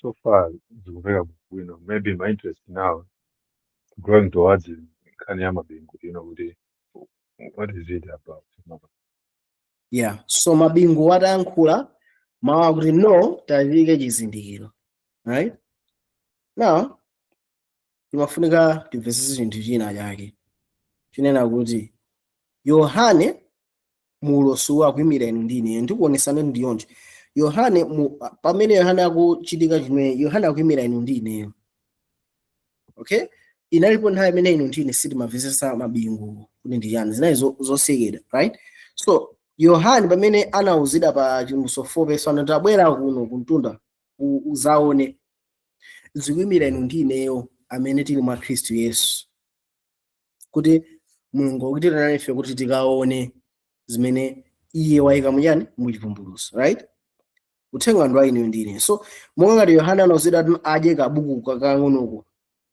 zikuyimira kuti inu ndineyo nafeso tofuna tidye chani ifunika tidye buku kudya buku zothandiza chani kudya buku zothandiza kuti inu ndine tikapange studies zimene zimuyani zili mu ulosi right so Mulungu anayika signal right anatiyika signal ya Mulungu kuti tikaziwe kuti no ifeyo tafika nthawi yoti no kabuku ang'ono kakudyedwa ndi iyi tikamba kumvesesa za mabingu 7 awawa tiziwa kuti no nthawi ya kabuku ang'onoka kuti kambe kudyedwa yatani yafika signal ndi imene Mulungu anayika so mabingu akuyimira chani so ukapanga study kungopanga search mabingu mu buku la Chivumbulutso right bingu lamba litamenya linafika apapa Chivumbulutso 4 verse 5 linafika kupanda wachifumu Chivumbulutso 4 verse 5 tawerenga nati chani verse ndipo mu mpando wachifumu mudatuluka mphezi ndi mawu ndi mabingu ndipo panali nyali zisanu ndi ziwiri za moto zoyaka ku mpando wachifumu, ndiyo mizimu isanu ndi iwiri ya moto. Yeah, so akuti ku mpando wachifumu mudatuluka mphezi ndi mawu amabingu. Mapona amenepe mpando wachifumu. So tikaona ku mpando wachifumu kuliso chani nyali zisanu ndi ziwiri zimene zikuyimira mizimu isanu ndi iwiri. So ku mpando wachifumu ati kutuluka mawu ndi mabingu. So mawu ndi mabingu ni chimene chikuchoka ku mpando wachifumu. It's a uthenga umene uchokera straight kwa ndani? Kwa Mulungu. So mabingu 7 amene anaveka aja akuyimira uthenga umene uli kumapita nthawi, umene uli wosindikizidwa. Koma tikamba kumvesa ku uthenga umenewu ndetino nthawi yakabuka ono kuti kadyedwe yatani yafika. So mabingu akuyimira uthenga wa mpando wachifumu. So tioneni kuti zuriya. So thunder kapena mabingu akuyimira uthenga umene uchoka ku mpando wachifumu, zimene zikuyimira ulemerero wake komanso kweza kwa Mulungu. Okay, so tioneni tikamakamba za mabingu zikuyimira chani? So tioneni mabingu ndi chani? Muderenge Masalimo 77 verse 18 ari yani? Verse 18. Liwu la bingu lanu linatengezana, mphezi zinawukira ponse pali anthu. Dziko lapansi linanjenjemera ndi kugwedezeka. Tipitizani kuwerenga. Masalimo 104:7. Pakudzudzula kwanu anathawa msanga liwu la mabingu lanu. Yeah, so mwanjirena apa watiwamba kuvesesa nduno. Pakudzudzula kwanu anathawa. Mwanjirena Mulungu akamayankhula mawu ake amabwera ngati yani bingu lalikulu. Mwanjirena thunder ndi uthenga wa ndani? Wa Mulungu. Terengani Yobu 40 verse 9. Yobu 40 verse 9 ali yani? Verse 9. Kodi uli nalo dzanja ngati la ine Mulungu, kapena ukhoza kugunda ndi mawu ngati ine? Mukana mchizungu anayamba tino, kodi uli nalo dzanja ngati ine? Kodi ukhoza kupanga bingu la mawu ngati ine? Mwaona menepe? Kosi ukhoza kugunda ngati bingu ndi mawu ngati ine? Mwanjirena bingu likuyimira yani? Mawu a Mulungu. Thunder ndi mawu a Mulungu, uthenga wa Mulungu. Apopo ndithu Bible lankhula momveka. Okay? So ndimangofuna kunena kuti tikambakamba za mabingu alipo wina amene amatchedwa tino iye ndiye mwana wachani? Wa mabingu. Ili ne nchokoma kwambiri. Terengani Machitidwe 3 verse 17. Machitidwe 3 verse 17. Machitidwe 3 verse 17.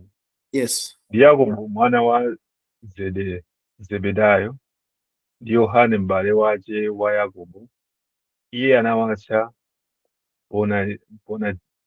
Boanerges, ndiko kuti ana a bingu. So Yohane ndi m'bale wake Yakobo anatchedwa kuti ana achani? Amabingu. Kalekale ndi makhulupiriro akamata ana amabingu ndoti Yohane ndi Yakobo anali anthu okwiya kwambiri. Tisawera tino panali nthawi imene anthu akamulesa Yesu kuti asadutse mu mzinda. Ndi analusa kwambiri ati ngopemphera ati moto wanyekesa anthu, right? So makhulupiriro okay ndoti ana amabingu ndoti anthu okwiya. No. That's not what it means. Tikamaona Yesu akamapereka mayina kwa ophunzira aja amakhala always ana mayina a positive at least, right? Tikaona zina imene anapasa Petro zatchedwa mwakuti mawawa anali a positive. Tikambakamba kuti ana amabingu mabonaje akatanthauza nawo kuti no awa azikhala anthu amene atayankhule mawu anga, atayankhule mawu a Mulungu, ataziyankhula mabingu anthu a Mulungu. Mapona amenepo adono ngati ndamvesesa tikamati ana amabingu ndi chani? Brother yes. Now yes, so tikamaona tuno awa ndi ana amabingu, tikaona tuno Yohane pamene akubwera kumapera nthawi mu chapter 10 tikumuona tuno Yohane ndi amene akupereka uthengawo. Tiona tuno mabingu amene wawa 7 iwa, right? Mabingu 7 awa akuyimira uthenga umene uli mukabuku kachani kakang'onoka. Mabingu 7 ukuyimira uthenga umene mukabuku amene kaka. Tiona kuti ndi yoncho. So Yohana akuyimira iye amene anapereka yani mabingu. Mwana amene Yohana akuyimira ife amene tapereka yani mabingu. So tikaona Yakobo akuyimira yani. Yakobo akuyimira so anthu amene apereke mabingu mapita nthawi. Mwana tikaona Yakobo pa Machitidwe 12:1 akuti koma nyengo imene Herode mfumu anathira manja ena a Amekezia kuwachitira zoyipa. Tikaona pa verse 2 chinachitika njani. Ndipo adapha ndi lupanga Yakobo amene anali mbale yake kwa Yohane. So tikaona bwino no Yohane Yohana yani mbale yake amene anaiso nani Yakobo. Yakobo anaphedwa kuthandiza kuti yani ana amabingu alipo makategories awiri. Mapita nthawi Yohane akuyimira inu ndi ine amene tinalire uthenga pako mapeto. Yakobo akuyimiranso inu ndi ine. Yakobo anaphedwa mwanjira mugulu anthu amene alalike mabingu amene pakhala gulu lina amene litaphedwe ngati mamatas. Mwana amene so apapa ndi nkhani imene takhalirepo kuti no ana amabingu ndi amene alalikira uthenga wa ma 7 thunder. So tikaona pamene papa tawerengeni Yakobo chapter 12 verse 28 ndi 29. Verse 28. Atate lemekezekani dzina lanu. Pomwepo adzadza mawu ochokera kumwamba ndalilemekeza ndipo ndidzalilemekezanso. 29. Chifukwa chache khamu la anthu akuyimirirako ndikuwamba ananena kuti wagunda. Ena ananena mngelo wakulankhula ndi iye. Munaona so mawu oti kwagunda mchichewa anamasulira ku thunder. Muona? So Mulungu atayankha kuti ndalilemekeza dzina lako ndipo ndidzalilemekezanso. Anthu atamva zimenezo anali anthu analodi yani kwagunda. Mwanjira Mulungu akayankhula mawu amene ayankhula Mulungu akwenenera kuti ndi yani kugunda. Kapena akunenera kuti ndi yani ndi mabingu. So tikapita ku buku la Chivumbulutso. Mu buku la Chivumbulutso Mulungu anayika mauthenga 7. Yeah?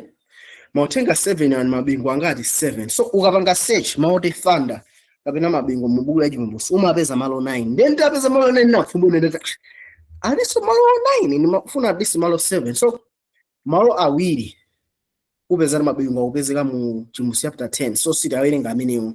Fadi mu chapter 10 pamene akutuza tino mawu mabingu anaveka kena anamuzata kusalembe zimene mabingu ananena so awo ndi malo awiri amene anapezedwa, right?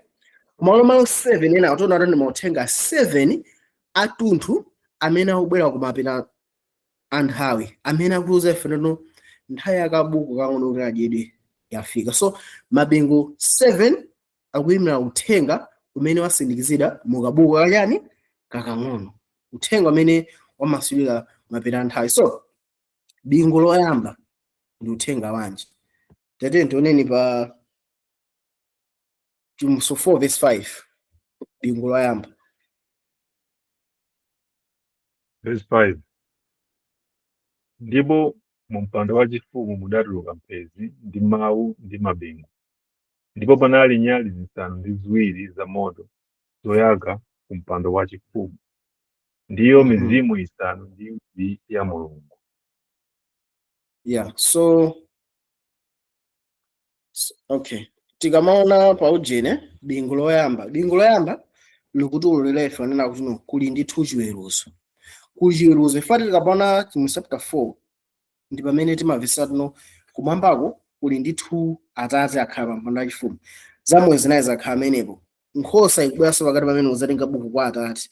Kena kuti kuonanso yani kuli mazana angelo. So bingu loyamba ndi imene limatuza ife za mpando wachifumu. Kodi ufumu wa Mulungu umayenda motani? Kumpando wachifumu ati kuli yani nyali isanu ndi ziwiri zimene kumera mizimu isanu ndi mwanjira la Mulungu amalamula on the basis ya mzimu wake kukhala mwa angelo, on the basis of mzimu wake kukhala mwa ife, right? So timene zikutuza ifuna tuno kumwambako kuli to throne room imene kuchitika the very final judgment. So bingo loyamba likutuza ifuna tuno kuli chiweruzo cha mafumu awiriwa. That's the message yambire imene ikufunika ipite ku dziko lonse lapansi. Ndi uthenga ukuti kuli chani? Kuli chiweruzo. Osati kuti no mwapulumuka kapena mateka, no. Nkhani ya chiweruzo chimene. Nkhani ya chiweruzo ikufufuza zosatira za iwo amene amakhala mwa Yesu, zosatira za iwo amene amakhala mwa ndani? Mwa chirombo kapena mfumu wa dziko lapansi. So bingo lama ndi mene. Uthenga wachiwiri imene ukupita ku dziko lonse lapansi ndi bingo lachi number 2. Umene upezeka pa chapter 6 verse ya 1. Tero yengene ati yani. 6 verse 1. Ndipo ndinaona pamene mwana wankhosa anamasulidwa, anamasula chimodzi cha zizindikiro zisanu ndi ziwiri. Ndipo ndinamva chimodzi mwa zamoyo zinayi ndichinena ngati mawu a bingu idza. Yeah, so uthenga wachiwiri ndi umene ukutiuza ifanana kuti ndi Yesu yekha amene akhoza kumasula bukulo. Tesayoti mu chapter 5 Yohana analira kuti palibe amene angathe kutani kumasula bukulo. Ndi Yesu yekha amene akhoza kumasula bukulo kapena kuona evidence ya ufumu.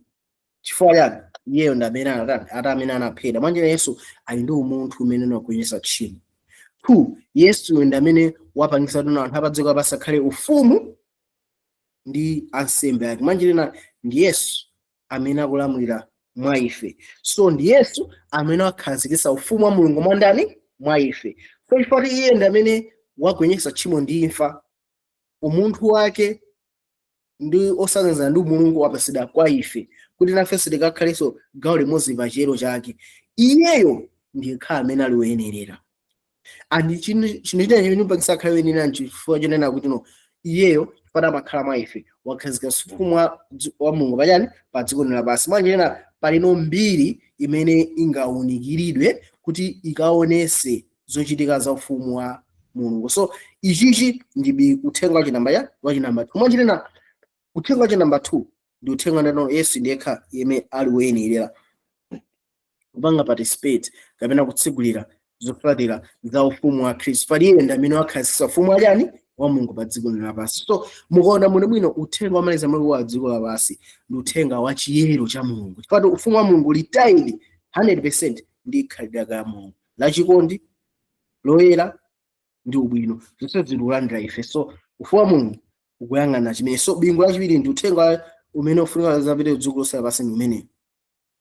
Uthenga wa chinamba 3, bingu la chinamba 3. Towerengani Muso 8 verse 5. Ndipo mngeloyo anatenga mbale ya zofukiza nayidzaza ndi moto wopala pa guwa lansembe nawuponya pa dziko lapansi. Ndipo panakhala mabingu ndi mawu ndi mphenzi ndi chivomerezi. Yeah, so tinaona kale bingu limeneli likuyimirira lonena kuti no Akhristu amene ali pa dziko lapansi akhale ndi chenjezo. Chifukwa inena kuti no pali Akhristu ena amene ali tsogolo yawo ndi abodza, kapena pali Akhristu ena tsogolo yawo amasata kwambiri za dziko lapansi. So lemba la chilombo likazayikidwa Akhristu atsogolo amene azasatanso yani dziko lapansi. Manje inena ngati pali Akhristu amene amayang'anira iwo nawo sazithauza yeseda kusata yani dziko lapansi. Ndipo pali chenjezo chifukwa Mulungu azalekanisa pakati pa nkhosa zake ndi mbuzi. Pazabwera malipenga 7 amene azalekanisa ufumu wa Mulungu ku dziko lapansi. Manje na Chikhristu chizagayang'ana pawiri moonekera ku dziko lapansi. Amene asata Mulungu na amene sanamusate. Amene sanamusate azalandira malipenga asanu ndi awiri kuti akaonekeretu ku dziko lapansi kuti awasiyana ayani sanalaka a Mulungu koma ndi ayani a Mulungu. So iyi ndi uthenga wina wa chenjezo, kuchenjeza Akhristu kuti akayang'ane pa Khristu yekha basi, asakane kwa denomination, asakangane kwa prophet kapena analyst koma aliyense payekha akang'anisise pandani pa Yesu Khristu. So ino ndi uthenga wabwino umene ukubwera chani wa changes.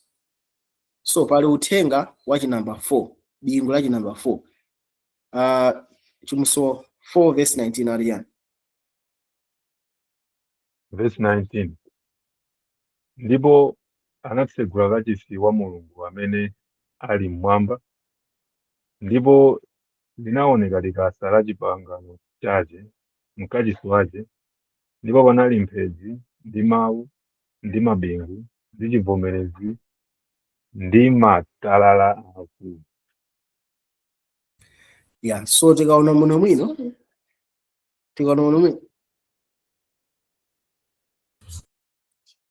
so tikuona tuno atasegula kachisi mwamba atanana moyani likasa la chipangano. So mwanjirena uthenga wa chinamba 4 ndi ukamba za chipangano cha Mulungu ndi anthu ake.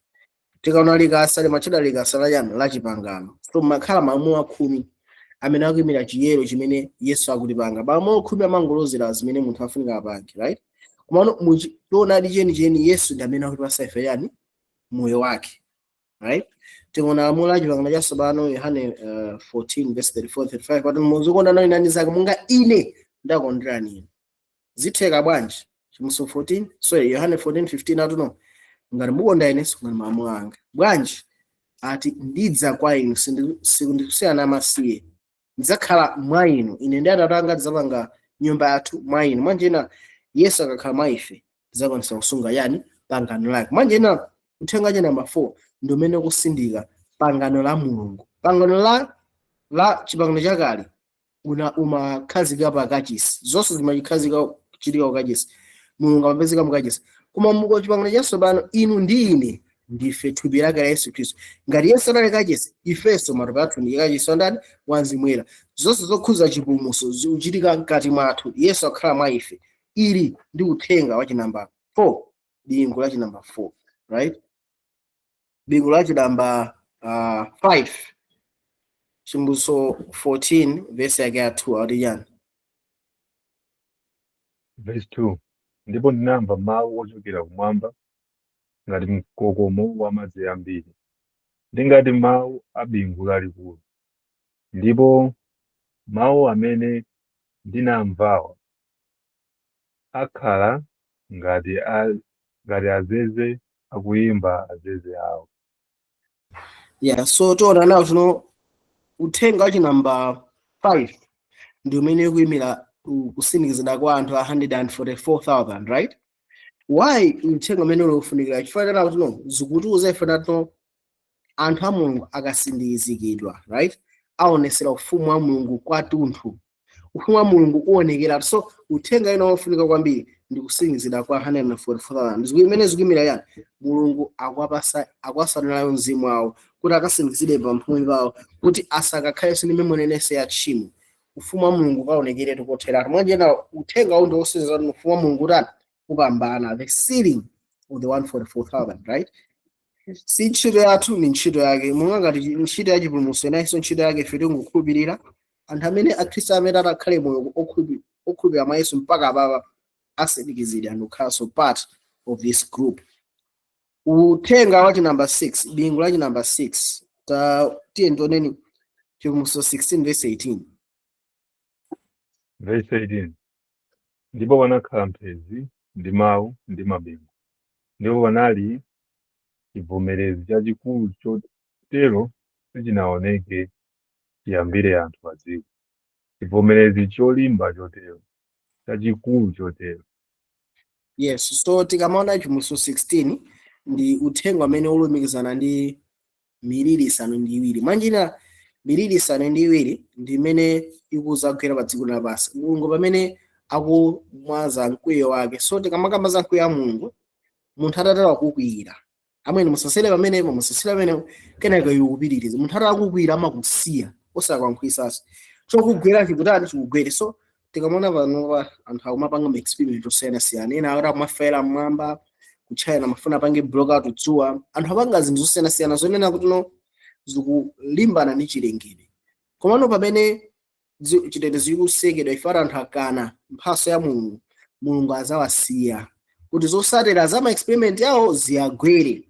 Imene ndedi miri isanu ndi iwiri. Mwana amene zimene zizaonesere kwa dziko lapansi nono popanda Mulungu dziko lapansi silingatani silingayende.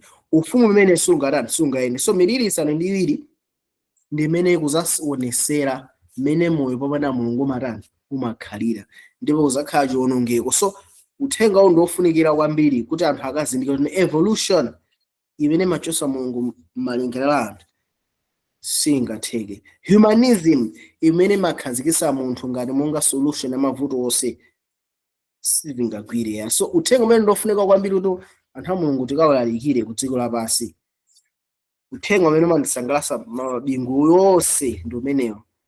Musa 19 verse 6 ati yani. Verse 6.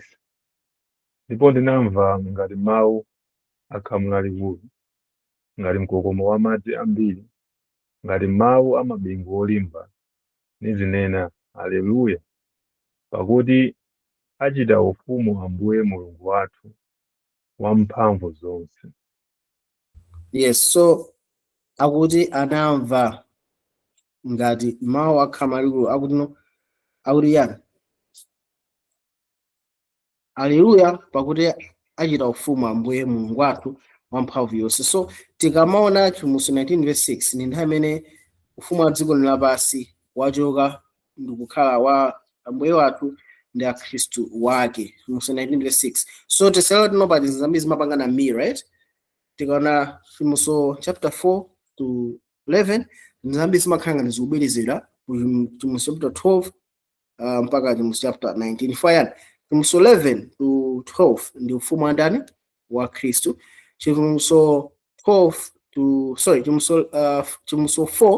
11 ndi ufumu wa Khristu. Musa 12 to 19 ndi ufumu wa chirombo. So nzambi zimapangana mira. So ababa it's the time where ufumu wa yani wa dziko lino amba kukhala ufumu wa ndani wa Khristu yake, mira yake ndi imene. So ababa akuti no haleluya, pakuti achita ufumu Ambuye wathu. So Mulungu achita ufumu bwanji? Tikaona verse yake satira kuti no mkazi wake kwa kuna hapa sidajani zovala zoyera ndizo zoyera za zolungama za anthu oyera. Nti mwanjena ni nthawi imene Yesu akubwera kuzatenga yani mkazi wake. Yesu akubwera kachiri kuzatenga yani anthu ake. Mwanjena kudzera mwa mpingo wake Khristu Yesu waonesera nzeru yonse ya Mulungu kudzera majani mwa anthu ake. Mwanjena inu ndi ine tizakhata tasindikizidwa tikuonesera chimene anthu angafikepo ngati ali mufumu akandani wa Mulungu. So mpingo wake uzaonesera njira padera iyi chimene chizaoneseretu kutheratu ufumu akandani wa Mulungu. So awo ndi ma 7 thunders amene tikaona ndithu akuyimira uthenga onse wathunthu umene ukupasidwa kumapeta ajani anthawi imene ukuyimiridwa mukabuku kakajani kakang'ono. So tikaona mabingu 7 ndi uthenga umene ukukakamira makamaka pa ntchito mayezera ya Yesu Khristu pa anthu ake. So tikaona uthenga wayamba imsamali tinatino ukuyimirira za utumiki wa Yesu Khristu makamaka mu chiweruzo. Tikaona uthenga wachi namba 2 tinaona tino ukuyimirira ndithu chiweruzo cha ufumu wa Khristu pamene chikutali chikuonekera kwa ife kumasula kwa zizindikiro 7. Uthenga wachi tatu ukuyimirira 144,000 ufumu wa Khristu imene watani wayeresera anthu ake asindikizidwa. Uthenga wachi namba 4 ukuyimirira ndithu uthenga wachani wachitetezo pamenenso nthawi sora anthu athatani atha kubwereranso. Kena kuno uthenga wa namba 5 umene ukuonesa likasanena ongera ukuonesa utontho wa chipangano cha Mulungu kwa anthu ake. Uthenga namba 6 ukuyimirira ndithu miliri isanu ndi iwiri ufumu wa Khristu wapamana pamamba pa ufumu ayani a dziko lino. Kena ku ufumu malizira umene uthenga wa malizira umene ukuyimirira ukati mwana wankhosa ukuyimirira ufumu wa Mulungu ndithu waonekeratu. Kenako Mulungu wathu akulamulira dziko lino. Ufumu wa dziko lino wamba wakhala wa Khristu wake ndo andani wa Mulungu wake. Chifukwa tino chiweruzo yaoneseratu kuti nondo ufumu wa Khristu wokha umene ufunika upitirire nde ufumu wa chirombo kuponyedwa uchani kumoto azimene amakambira mu chapter 19. So tikaona zimenezi I think zinazi tizazikambe next week.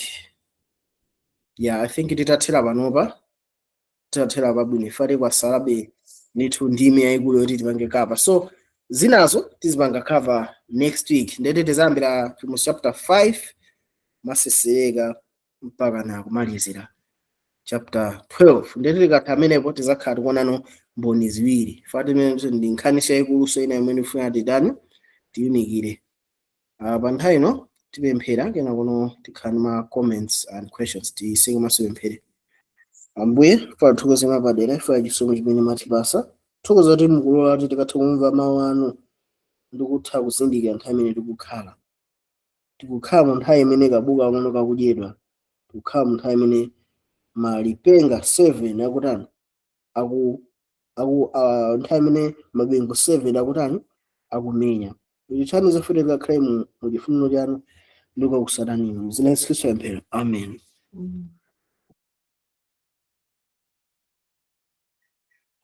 Amen.